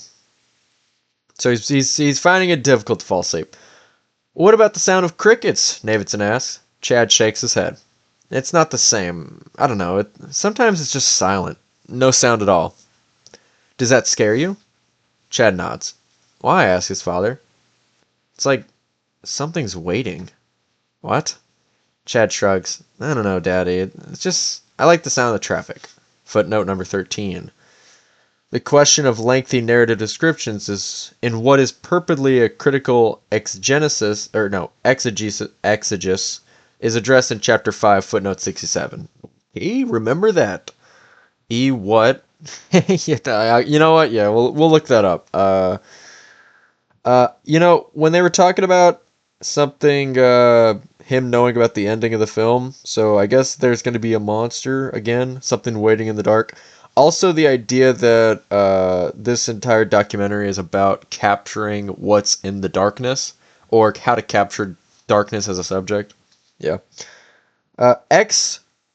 How do you say this? Exegesis. Exegesis. So, me when they ask me who my Wait, no, I can do this. God, I'm trying to be clever, but the punchline was going to be that my ex was Jesus. Anyways, exegesis is the critical exploration or interpretation of a written text. Oh, yeah, this is great. I can use this word a lot. Specifically designed to draw out the author's original meaning and intent rather than imposing the reader's own ideas upon it. Okay, so this is like the opposite of what I really vouch for. So like I'm not a huge fan of exegesis. I don't care what the author did. I care about what I'm trying to interpret from it. Okay, but exegesis is a great word. And what about exegesis? The question of lengthy narrative description is the purposes of critical exegesis. Oh, okay. Yeah, that's fine. Okay.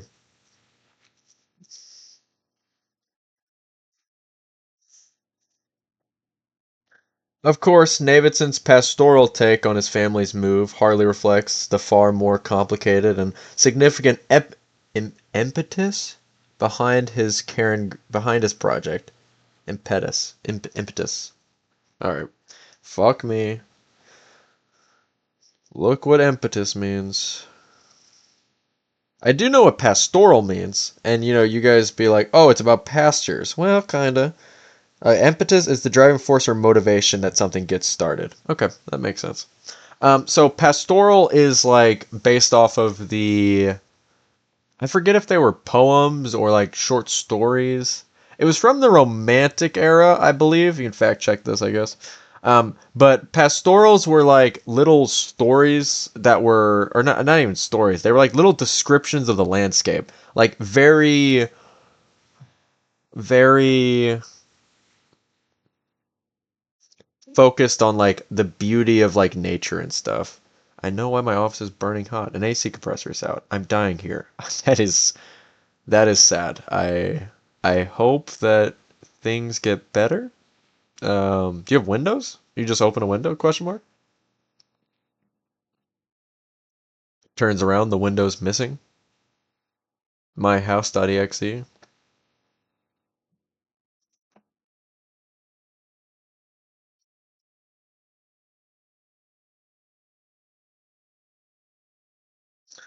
Okay.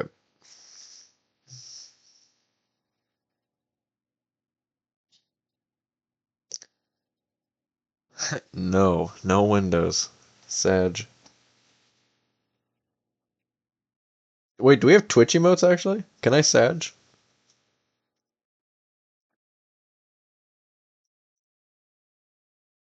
I don't know.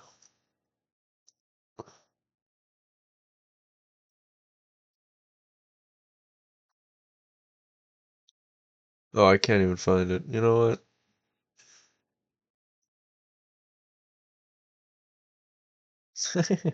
All right, sorry. We'll get back to it. We'll get back to it. Um, okay. Namely, his foundering relationship with longtime, yeah, there is a okay, longtime companion Karen Green. While both have been, wait, we have Chad and Karen. Okay, man, we're gonna if I see another meme name. While both have been perfectly content not to marry, Davidson's constant assignments abroad have led to increased alienation and untold personal difficulties. After nearly 11 years of constant departures and brief returns, Karen has made it clear that Davidson must either give up his professional habits or lose his family. Ultimately, unable to make this choice, he compromises by turning reconciliation into the subject for documentation. Yeah, okay, that makes sense.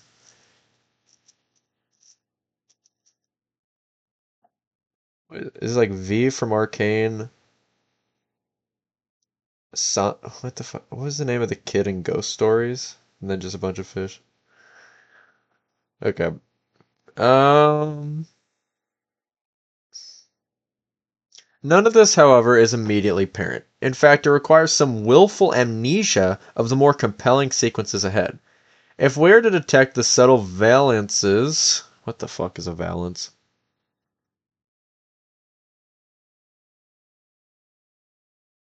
Based off of the context, I'm gonna say valence is probably like some under. It's like some part of communication, like unsaid, unspoken tension. Okay. It's about attractiveness or invert. So um like magnets. Magnets have a valence. You know, they can either be attracted to one another or they can be repelling one another. That's what a valence is. So like they have unspoken. What do they have? They have subtle valences operating between the two of them. So like subtle attractions and repulsions. So they're it's like a push and pull, acting on their communication, their dialogue. Yeah, like Oh yeah, like valence electrons. See, that's another thing with this book is like the use of vocab in a way where you wouldn't expect it, but it works, right? Like valences, traditionally used in science as a term to explain the relationship between like electrons or atoms, right? Being used for comparing how a tumulus relationship is acting between one another themselves as bodies. That's pretty good. That's pretty good stuff. I like it, and it's making itself. It's giving the book an identity, and the author, it gives a style. What I would be curious about is why we see Johnny adopt this style. Um, Whether that has to do with the influence of the text, influence of the film, influence of the house, or if it's just the author, like out of narrative, it's just how the author writes. I'm not sure. Hence, yeah, to be absolutely truthful, but very booey, haughty, tawty. Yeah, bougie, haughty, tawty. Okay, here we go.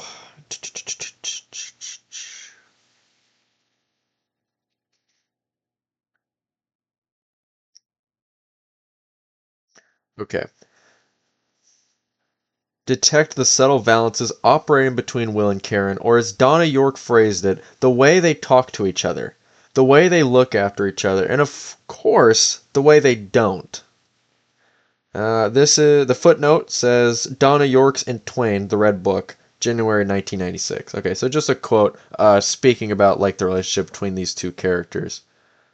It looks like we might have a new viewer. We're reading House of Leaves. If you have specific questions about what's going on, feel free to put them in the chat. I'll try to keep you up to date.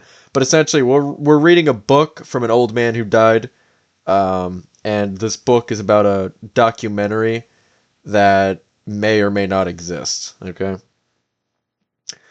Davidson, we learned, began his project by mounting a number of high eights around the house and equipping them with motion detectors to turn them on and off whenever someone enters or leaves the room. Okay, so guys, he's filming everything.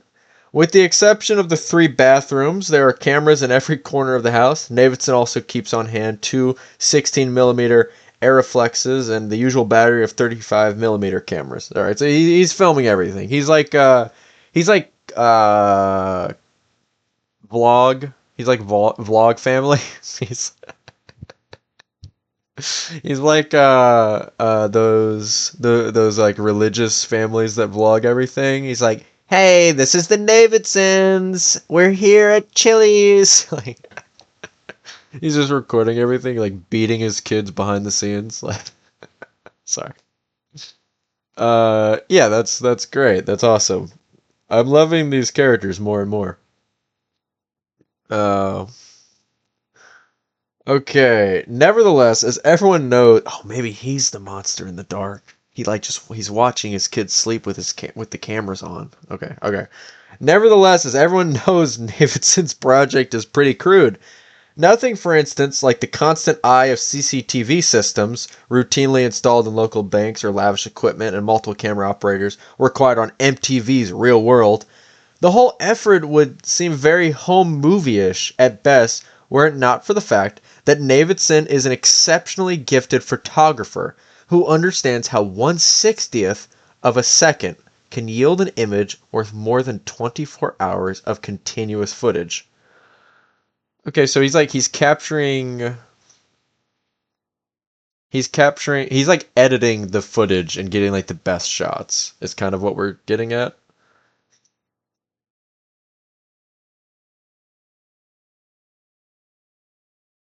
Okay.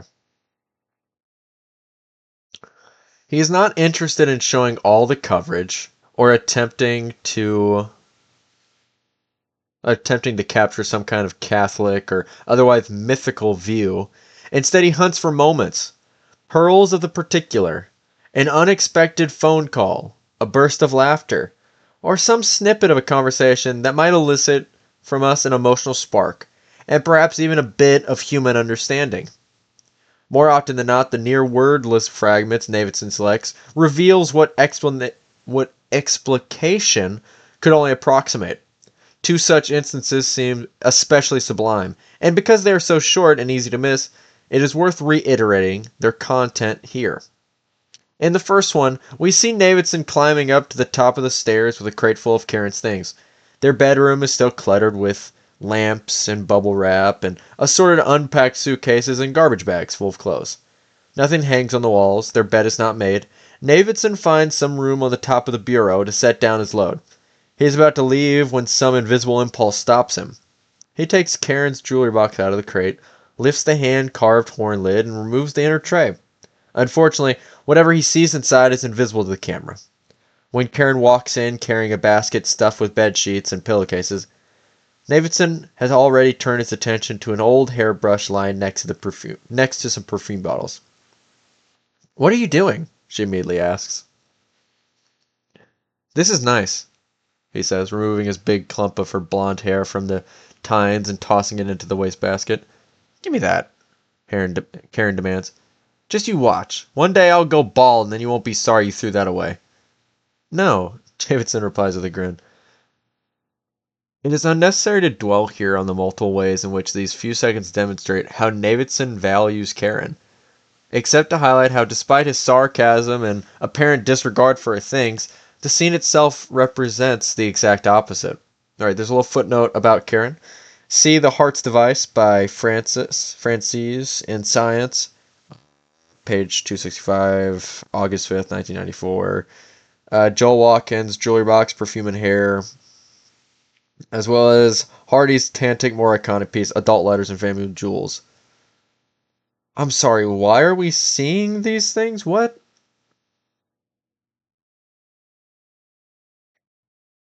I get that like he kind of talked about these objects, but I'm not sure what these why we're referencing these texts. That seems I don't see the connection there.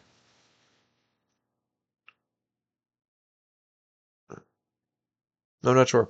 Except to highlight how despite his sarcasm, apparent disregard, we already said that. Okay. Using image and exquisitely controlled edits, Davidson has in effect preserved her hair, called into question his own behavior, and perhaps in some ways contradicted his own closing remark, which, as Samuel D. Glade has pointed out, could refer to either watch, bald, or sorry, or all three. So him saying no about sorry, him saying no about her going bald, or him saying no about like about him watching. Okay. Even better, Davidson has permitted the action and subtlety of the composition to represent the profound sentiments at work without the molestations of some ill-conceived voiceover or manipulative soundtrack. Now that is an interesting that's an interesting quote about the manipulative soundtrack just because I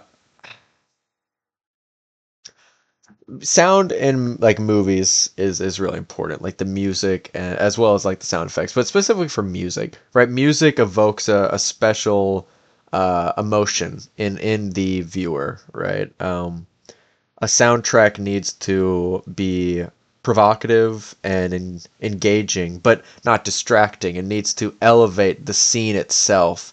Um, and oftentimes we see it's a bit like this, but what do you know if you're going to have VODs or replays? I am recording this, so I've recorded this one and the last one I did, so I'm going to have a VOD channel, so I'll have to post that to YouTube soon. It should become more busy. Yeah. I'll have VODs. I'll have VODs. I can link stuff in my Twitch channel, like on my profile. So I'll make a VOD channel, and when that's done, I'll link it to Twitch. But with the soundtrack, what I was saying was the soundtrack is meant to elevate, but there are a few passages extremely sad for you to reach. Yeah, I'm excited to read them. Um, there are scenes which are not really good, is the best way I can describe it. They're not. I should not be feeling this way about the character because the film itself has not helped to develop that character.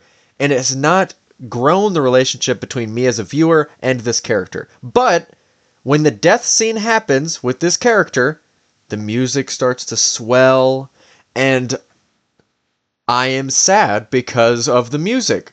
Even though I don't give a shit about this character because the film has failed to develop the relationship.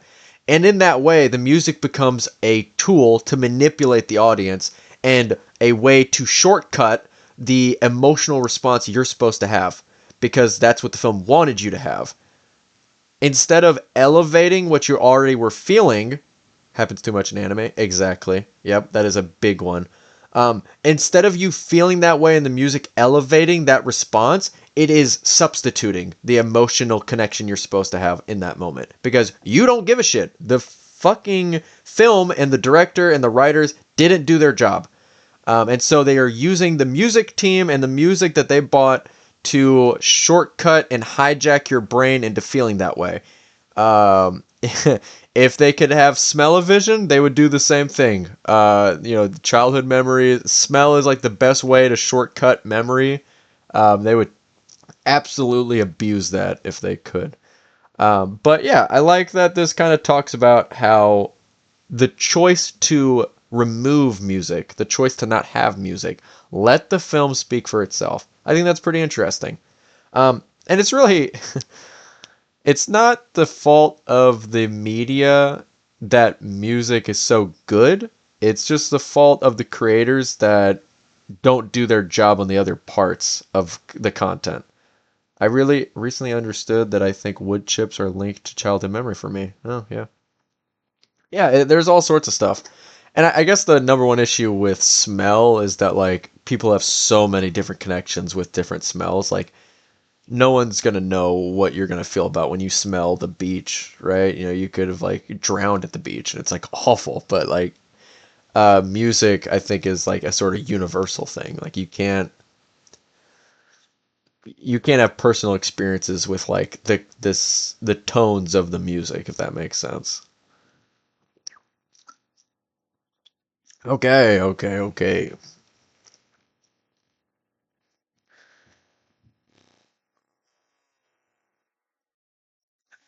So, in keeping with this approach, the second moment also does without explanations or disingenuous musical cues.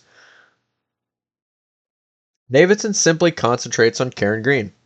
Once a model with the Ford agency in New York, she has since put behind her life the Milan fashion shoots and Venetian masks in order to raise her two children. Considering how beautiful she appears on the dreadful High 8 tapes, it is hardly surprising editors frequently relied on the slides of her pouty lips, high cheekbones, and hazel eyes to sell their magazines. Early on, Davidson gave Karen a High 8 which he asked her to treat like a journal. Her video entries, which Davidson promised to view only after the film was shot, and then only if she agreed. Reveal a 37-year-old woman who worries about leaving the city, growing old, keeping trim, and staying happy. Nevertheless, despite their purely confessional content, it is not a journal entry but rather an unguarded moment captured on one of the house high eights that demonstrates Karen's most bewildering dependence on Davidson. Karen sits with Chad and Daisy in the living room. The children are in the midst of a candle making project which involves several empty egg cartons and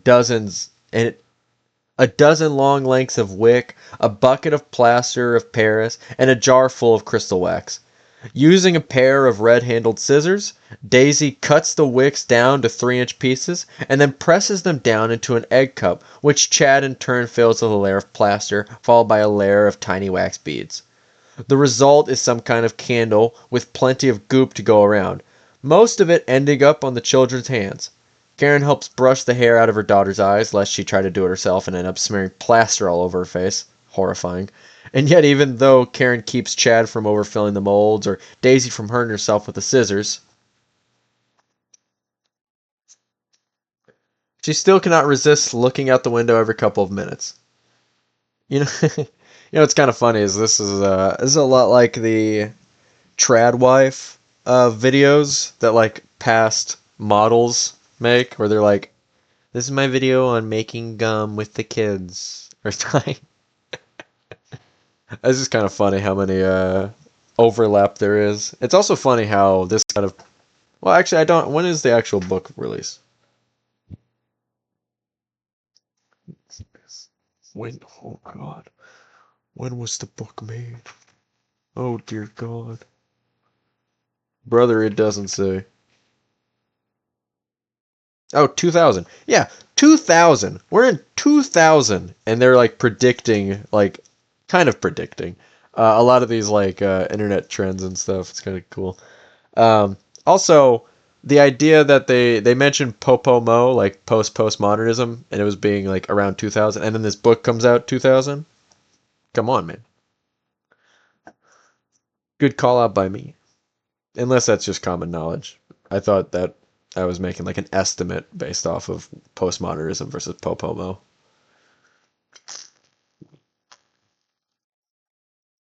Ah, okay.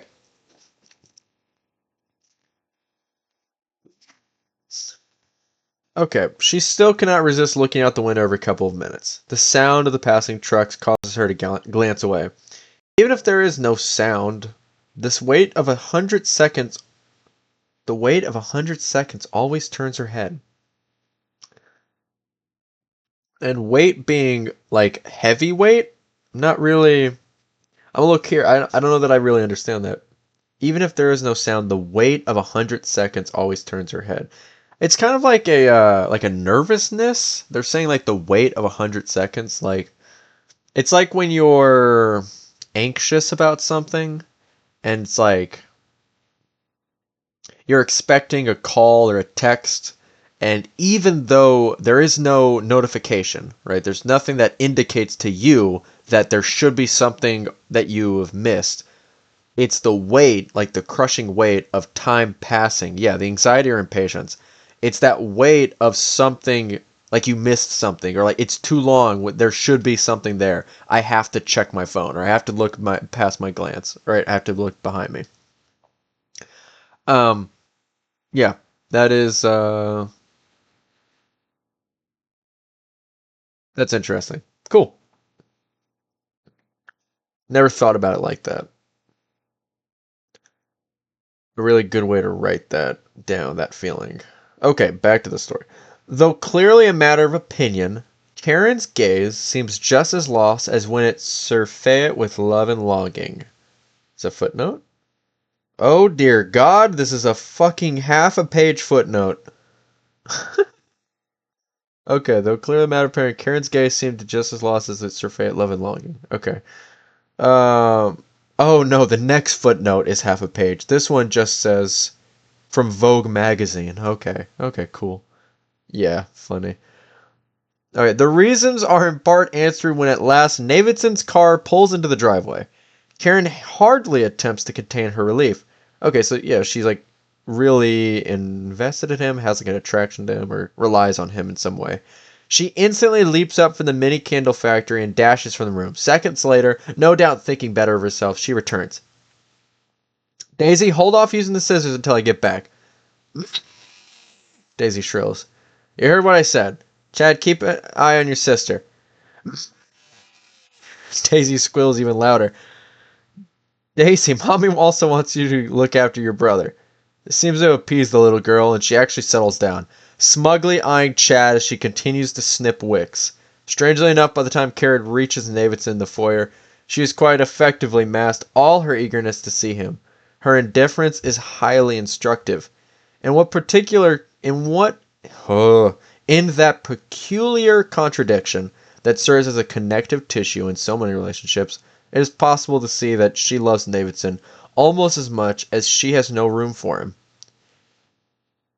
Hey, the water heater's on the fritz, she manages to say. When did that happen?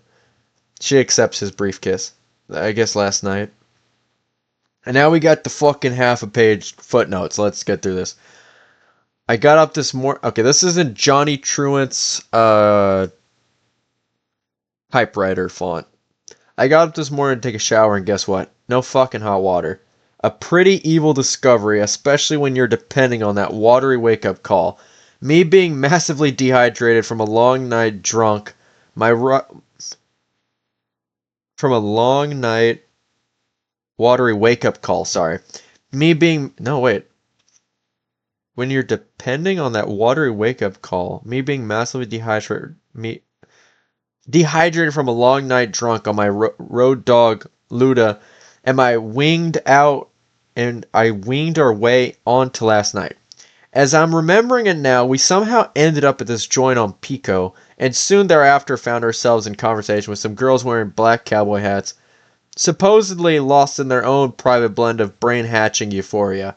Thank you, herbal ecstasy, prompting us to put a little verbal ecstasy on them, which would, as it turned out, ultimately lead them giggling into the night. So, we put the footnote when she's complaining about the water heater, and then he's having issues with his water heater. Again, setting up parallels between them. Is his house getting corrupted? Is it because of the manuscript? Is it just like a funny connection? Is it just a way to bring these two ideas together? And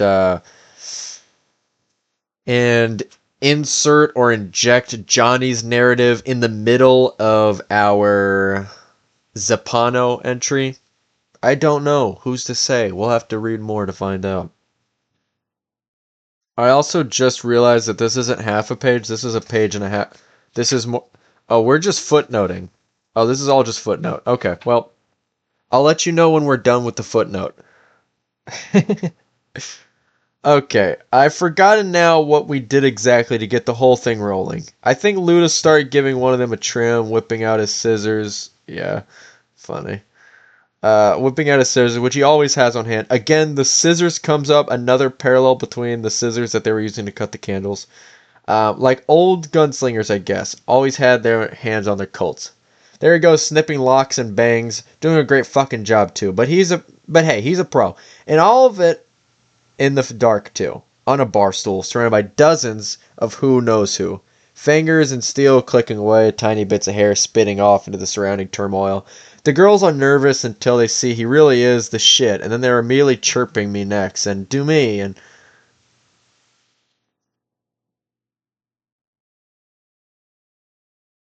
which is too easy to remark upon. So instead, Luda and I remark upon something else, which this time round is all about term, some insane adventure term before Nor had Luda. I guess Nor is a person? It's not capitalized though.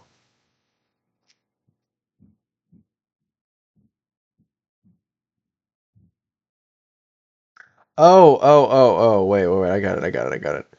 Something else, which this time around is all about some insane adventure I supposedly had when I was a pit boxer.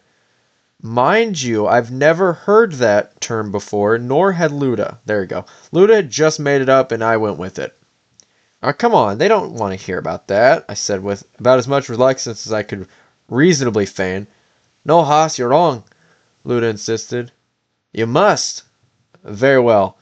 I said, starting then to recall for everyone how at the lonely age of 19 I'd climbed off a barge in Galveston.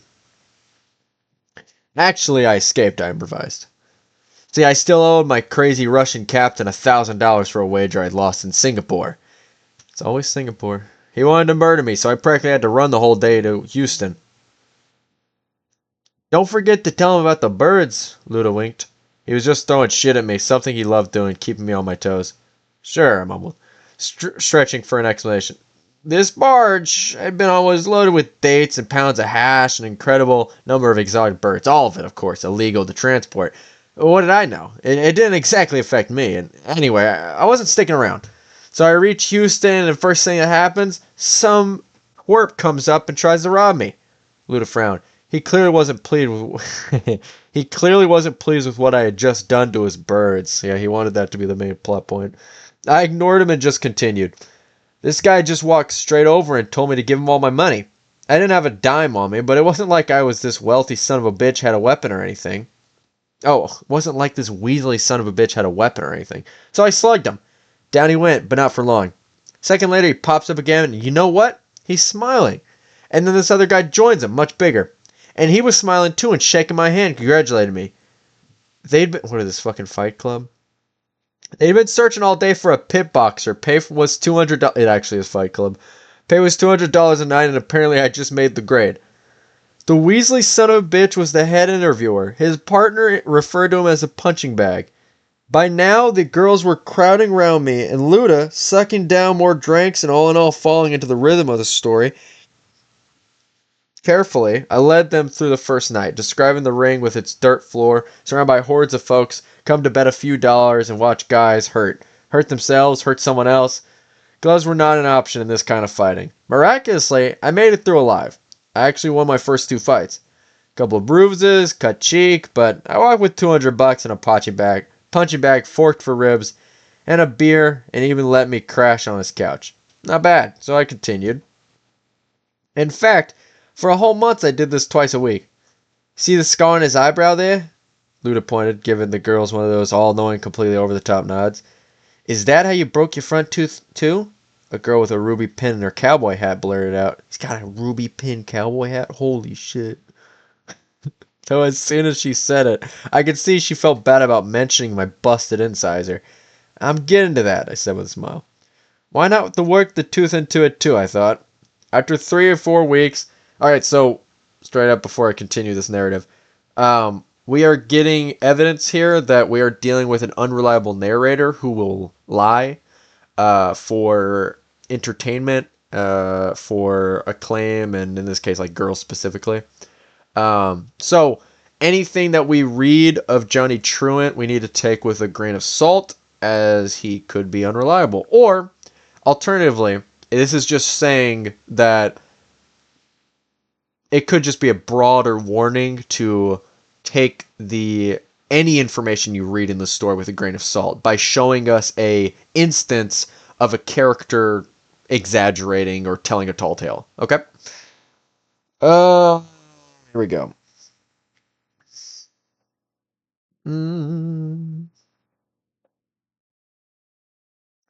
After 3 or 4 weeks, I continued. I had enough dough to pay back the captain and even keep a wee bit for myself. I was pretty tired of that whole thing anyway.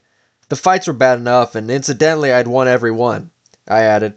Luda scoffed. But having to be wary all the time around the likes of a punching bag and his partner, that was by far the worst aspect. Also, as it turned out, the place I was staying in was a whorehouse, full of these sad girls who, between their own senseless rounds, would talk about the simplest, most inconsequential things. I liked it better on the barge, even with the captain in his murderous moods. Well, my last night, the twerp pulls me aside and suggests I bet my dough myself. I tell him I don't want to because I could lose. You stupid fucking kid, he spits at me. You've won every fight so far. Yeah, I say. So? We'll figure it out. It's not because you're any good. They've all been fixed. I find some lump, pay him $50 to swing and dive. We make a killing on the bets. You won last week, you won the week before, you'll win tonight. I'm just trying to help you out here. So being the stupid kid I was, I bet all the money I had and walked into the ring. Who do you think was there waiting for me? I gave everyone a chance to come up with their own answer while I drained my glass of beer, but no one had a clue who I was about to fight. Even Ludus was a step behind. Of course, that depends on how you look at it. He was also fondling the ass of a girl with a tourmaline and a cowboy hat while she was in turn, or so it appeared to me, was caressing the inside of his thigh. In the middle of all that fucking Houston loses, all of them screaming odds, screaming money, licking their gums for blood, stood punching bag. Fists all taped up, and not even the flicker of a smile or the slightest bit of recognition in his eye. Boy, let me tell you, he turned out to be a mean-spirited, remorseless SOB. That first round, he knocked me down twice. The second round, I almost didn't get up. All month long, he and his partner had been boosting the numbers on me so that when punching bag, and at this point, he was the long shot, slaughtered me. They'd walk with a small fortune, or run. Me, though, a dumb 19-year-old who'd wandered into Galveston after 3 months at sea, I was going to lose my money and wind up in a hospital, maybe worse. Since the fights were just 3 rounds long, I only had one more left to do something. His partner threw a bucket of ice water in my face and told me to crawl out there and get it over with. As I wobbled to my feet, I shook my head, and saying it loud enough so he could hear me, but not so loud that he'd think I was selling something, I said that it was all too bad because I had been planning to use my money to buy a shipment of some stuff worth at least 1,000% on the street. Well, the last round I should say, punching bag broke my tooth. I was out. They both originally planned to ditch me, but my little gambit had worked. After that, the partner had heard me say, which I'm sure he shared as soon as he could with punching bag. They dragged me along, dumped some whiskey into me in their truck, and then started grilling me about the stuff I'd been babbling about. Trying to find out what was worth 1,000%. Now I was in a bad way, more than a little afraid that they'd do something really evil if they found out that I'd been bullshitting them. Still, if I stayed in Houston, I'd probably be lynched by the bettors who by now had been figured out by something was sour, which could only mean one thing to them. All explanations to the grave. Punching bag and his partner and me were to blame. I had to think fast, and besides, I still wanted my money back. So, by even now, Luda was hooked. They all were. The girls all engrossed and smiling and still shimmying closer, as if maybe by touching me they could find out if I was for real. Luda knew touching me they could find out for sure if I was for real. Luda knew it was pure crap, but he had no clue where I was headed. To tell you the truth, neither did I, so I took my best shot. I pointed him to the barge.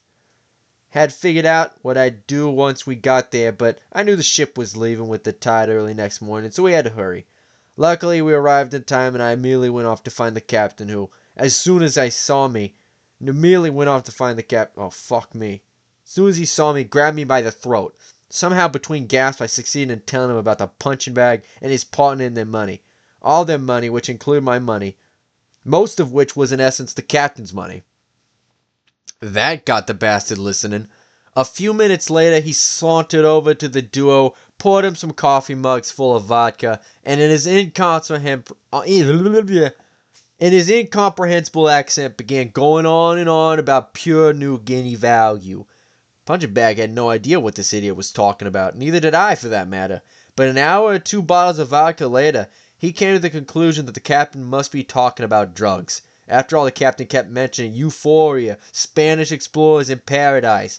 Even though he refused to show Punching Bag the tiniest bit of anything tangible, vaguely referring to customs officials and the constant threat of confiscation and jail. Now here was the clincher. While he's babbling on, this van drives up and a guy no one has ever seen before or ever will see again gets out, gives the captain $1,000, takes one crate, then drives off. Just like that, and boy that do it. Without even examining what he's buying, Punching Bag hands over 5 G's. The captain, keeping his word, immediately loads 5 crates into the back of Punching Bag's trucks. I'm sure the twerp would have inspected them right on the spot, except suddenly, in the distance, we all start hearing police sirens, or harbor patrol sirens, or some shit. They weren't after us, but Punching Bag and his partner still got spooked and took off as fast as they could. Even after we got out to sea, the captain was still laughing. I wasn't, though. Bastard wouldn't give me any of my money. By his way of thinking, and him explaining this to me in his incomprehensible accent of his, I owed him for saving my life. Not to mention transporting my sorry ass all the way to Florida, where I finally did end up going, nearly dying in the cold water place called the Devil's Ear, which is altogether a different story. Still, it wasn't so bad, especially when I think now and then about Punching Bag and his partner. I mean, I wondered what they did, what they said when they finally tore open all those crates and discovered all those fucking birds. Over 50 birds of paradise. A few months later, I did read somewhere how Houston police busted 2 known felons trying to unload a bunch of exotic birds at a zoo. And yeah, alright. Probably leave stream soon. Keep up. Yeah, thank you so much. Okay, that's a pretty good stopping point. I gotta take a call real quick, so just give me a second while I put up. I'll finish this chapter though after I finish the call.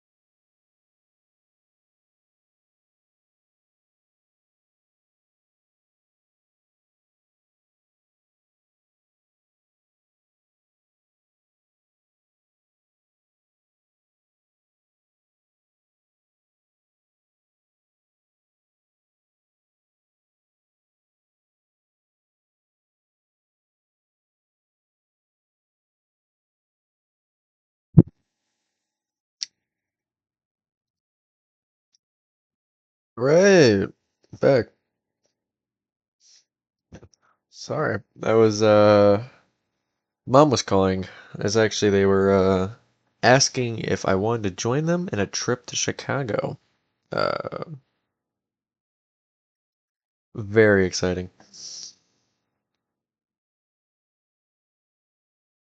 Okay, where were we? I'm probably gonna lose the voice. I forgot what voice I was even doing. He's from California. I was doing like some fucking New York shit.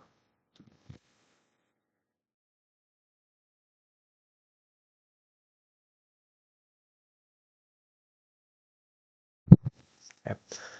Um,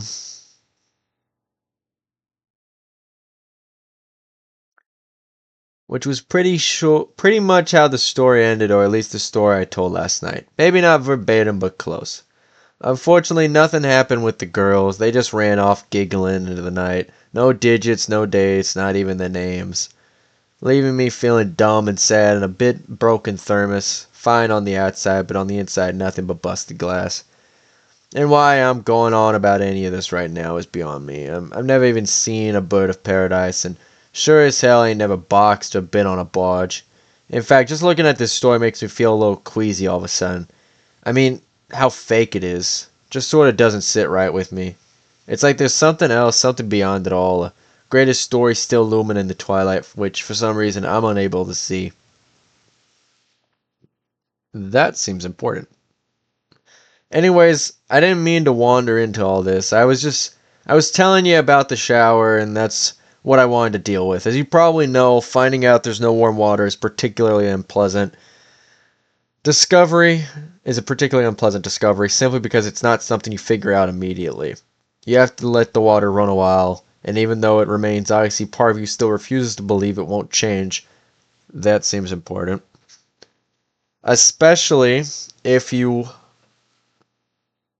Oh, that's weird. Especially if you wait a little longer or open up the valve a little more.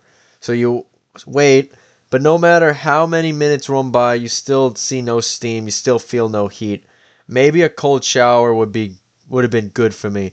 The thought crossed my mind, but I was already too freezing to try for even a quick one. I don't even know why I was freezing. It was pretty warm in my place, even warmer outside. Not even my big brown corduroy coat helped. Later, I spotted some workers in back tackling the water heater. One of them snoring on a dirty handkerchief covered in tats. Manson, crucified on his back, told me it would be fixed by evening. It's not. Now I'm sure you're wondering something. Is it just a coincidence that this cold water predicament of mine also appears in this chapter? Not at all. Okay, so that answers that question. Zappano only wrote Hida. The word water back there, I added that. Now there's an admission, huh? Hey, not fair, you cry. Hey, hey, fuck you, I say. Well, I am mad right now. Clearly a nerve's been hit somewhere, but I don't know how, why, or by what. I sure don't believe it's because of some crummy made up story or a lousy water heater. I can't follow the feeling. If only any of it were true. I mean, we'd all be so lucky to wind up a punching bag and still find our crates full of birds of paradise. No such luck with this crate. Let the cold water run. It's gotta warm up eventually, right? Hey, I called it. We did all that to set up that the story's gonna be fucked with, to be fucked up. We can't trust our author. He's not trustworthy. And also the fact that the water heater is important as a sort of metaphor comparing us reading the story to him getting in that water and believing that it's going to get better, that we're going to get the truth, like the reality of it. And so let's just see the original.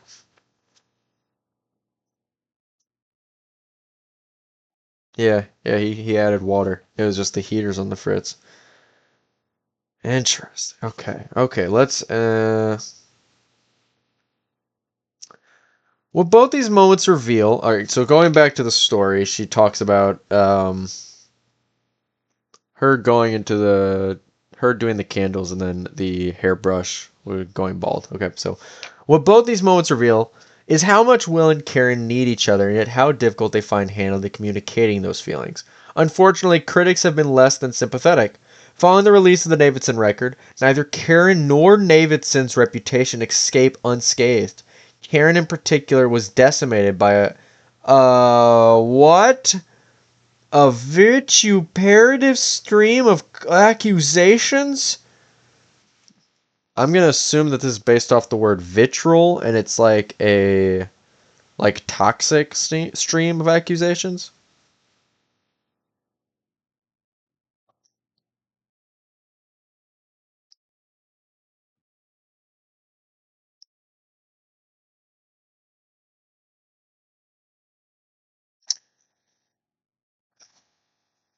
Yeah, it is. It is. It is angry or scathing criticisms. Okay. From the tabloids, reputable reviewers, and even an estranged sister. Leslie Buckman blows high the roof beams when she calls Karen Green a cold bitch, plain and simple. A high fashion model, not much smarter than a radiator, who grew up thinking life revolved around club owners, cocaine, and credit card limits. Damn. Watching her burble on about her weight, her children, or how much she needs Davidson made me want to retch. How can she say she loves a man when she's incapable of anything even remotely resembling commitment? Did I say she was a cold bitch? She's also a slut.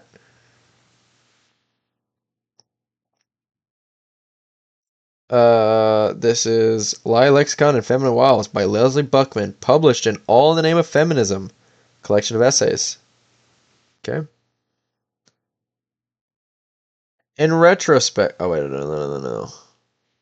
Buckman is not alone in her opinion. Dale Corrigan also pointed out that Karen was anything but a lovely housewife. Karen hardly gave up promiscuous behavior that marked her 20s. She only became more discreet. Again, this is like the magazine that he was talking in, like where that quote came from in the footnote. In retrospect, the rabid speculation over Karen's infidelities seemed driven by principally sexist culture, especially since so little attention was paid to Davidson's role in their relationship. As David Little once exclaimed, if he was horns, who's to say he doesn't have hooves? A Horny Duo by David Liddell. Page 78, 1993. Okay. Fortunately, unlike the biased treatment offered by the media, Davidson does not hesitate to constantly include in his film evidence of his own failings. In fact, as of late, many have called into question the accuracy of this self-portrait, observing that Davidson may have gone too far out of his way to cast himself in a less favorable light. Footnote is another. For the footnotes, unless I notice something special, I'm going to kind of omit them. I'm just going to look down and read to see if there's anything super special.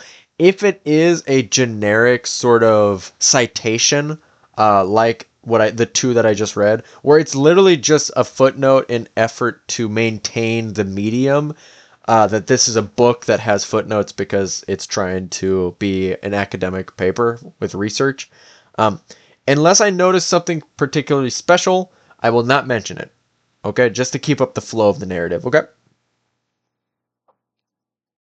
Not only does Davidson reveal through Karen, Chad, and Daisy how he spent the last decade perfecting a career in distance, or taking off on a moment's notice to shoot Alaskan fishing boats was something his family had to just accept.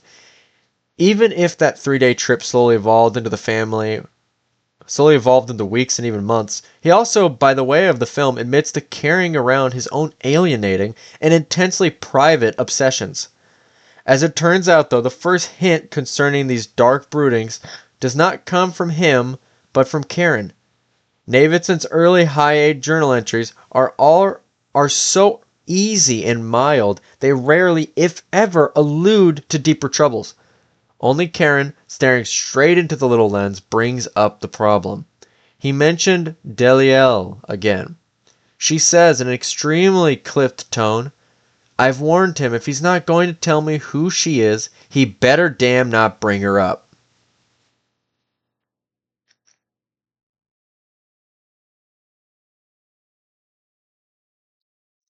So, adultery. probably an affair of some kind. Part of this move south was supposed to be about putting the past and all that behind us. He's been... I'm sorry, wait 1 second. I believe Delisle is what Zappano? There was...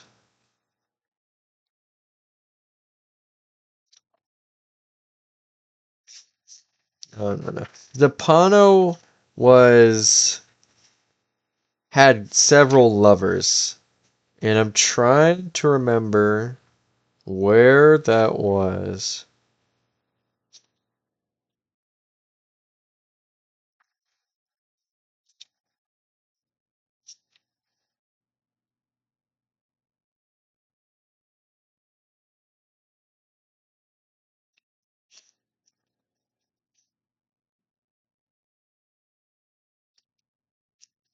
I believe that one of the girls' names was Delia, and if that is the case, that would be very interesting, but I just can't find it.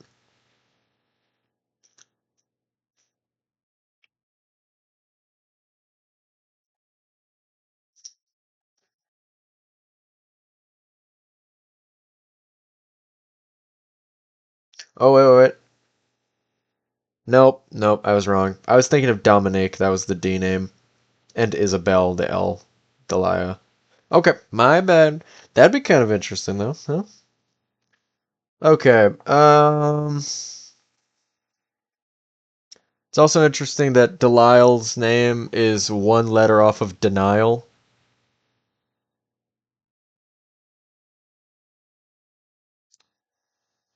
Okay. Part of this move south was supposed to be about putting the past and all that behind us. He's been pretty good, but I guess he can't control his dreams. Last night I wasn't sleeping very well. I was cold. It's the middle of May, but I feel like I was lying in a freezer.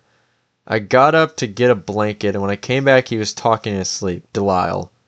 Just like that, out of the blue. Blue? And I'm certain because he said her name twice, almost shouted it. As it turns out, Karen was not the only one who was kept in the dark about Delisle. Even friends and fellow photojournalists who had heard Davidson use the name before never received any sort of explanation. No one had any idea who she was or why she haunted his thoughts, and conversations like some albatross. Footnote.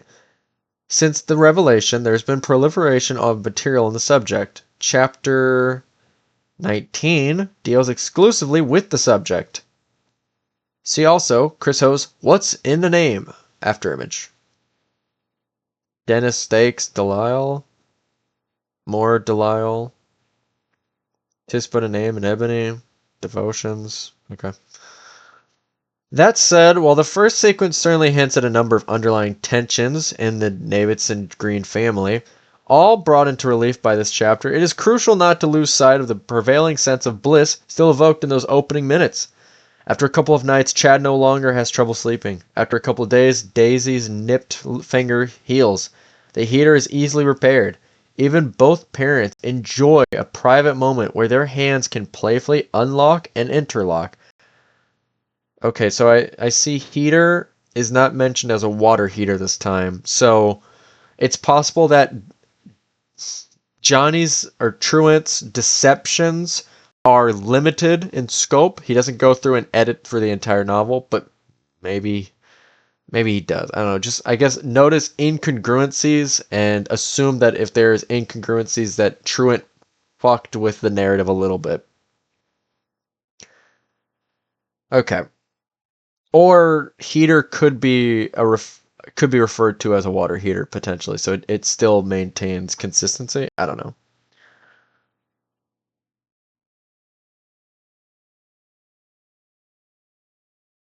Okay.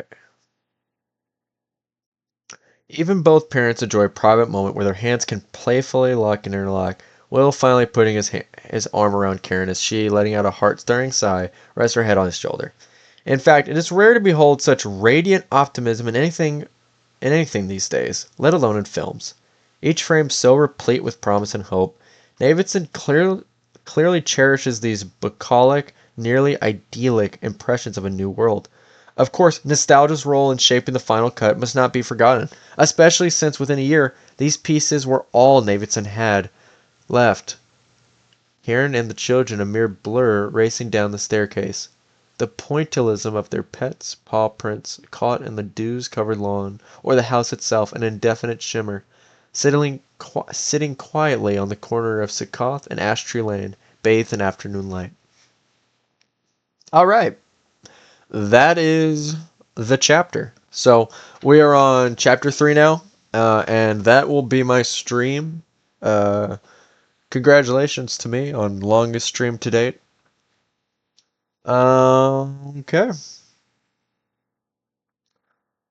Thank you to all the viewers who are here and that stopped by. Thank you for all the chats and engagement. It's probably the highest amount of engagement I've had, or is the highest amount of engagement I've had. Hope you guys have a great rest of your day or night, and that we I usually don't stream on Wednesdays, so I probably won't be on tomorrow. But I will end up doing a stream schedule, and I'll try to commit to that. But I will likely have extra streams randomly outside of that stream schedule. But on schedule, I will be reading House of Leaves, and then I'll have random variety of streams on the random. And then anything else? Oh, I'll be making a VOD channel very soon. I'll link that into the Twitch, so you guys have the recordings here. And I think that's it. Again, hope you guys have a great rest of your day and rest of your night. But that will be all for me. I'm signing off now. Goodbye.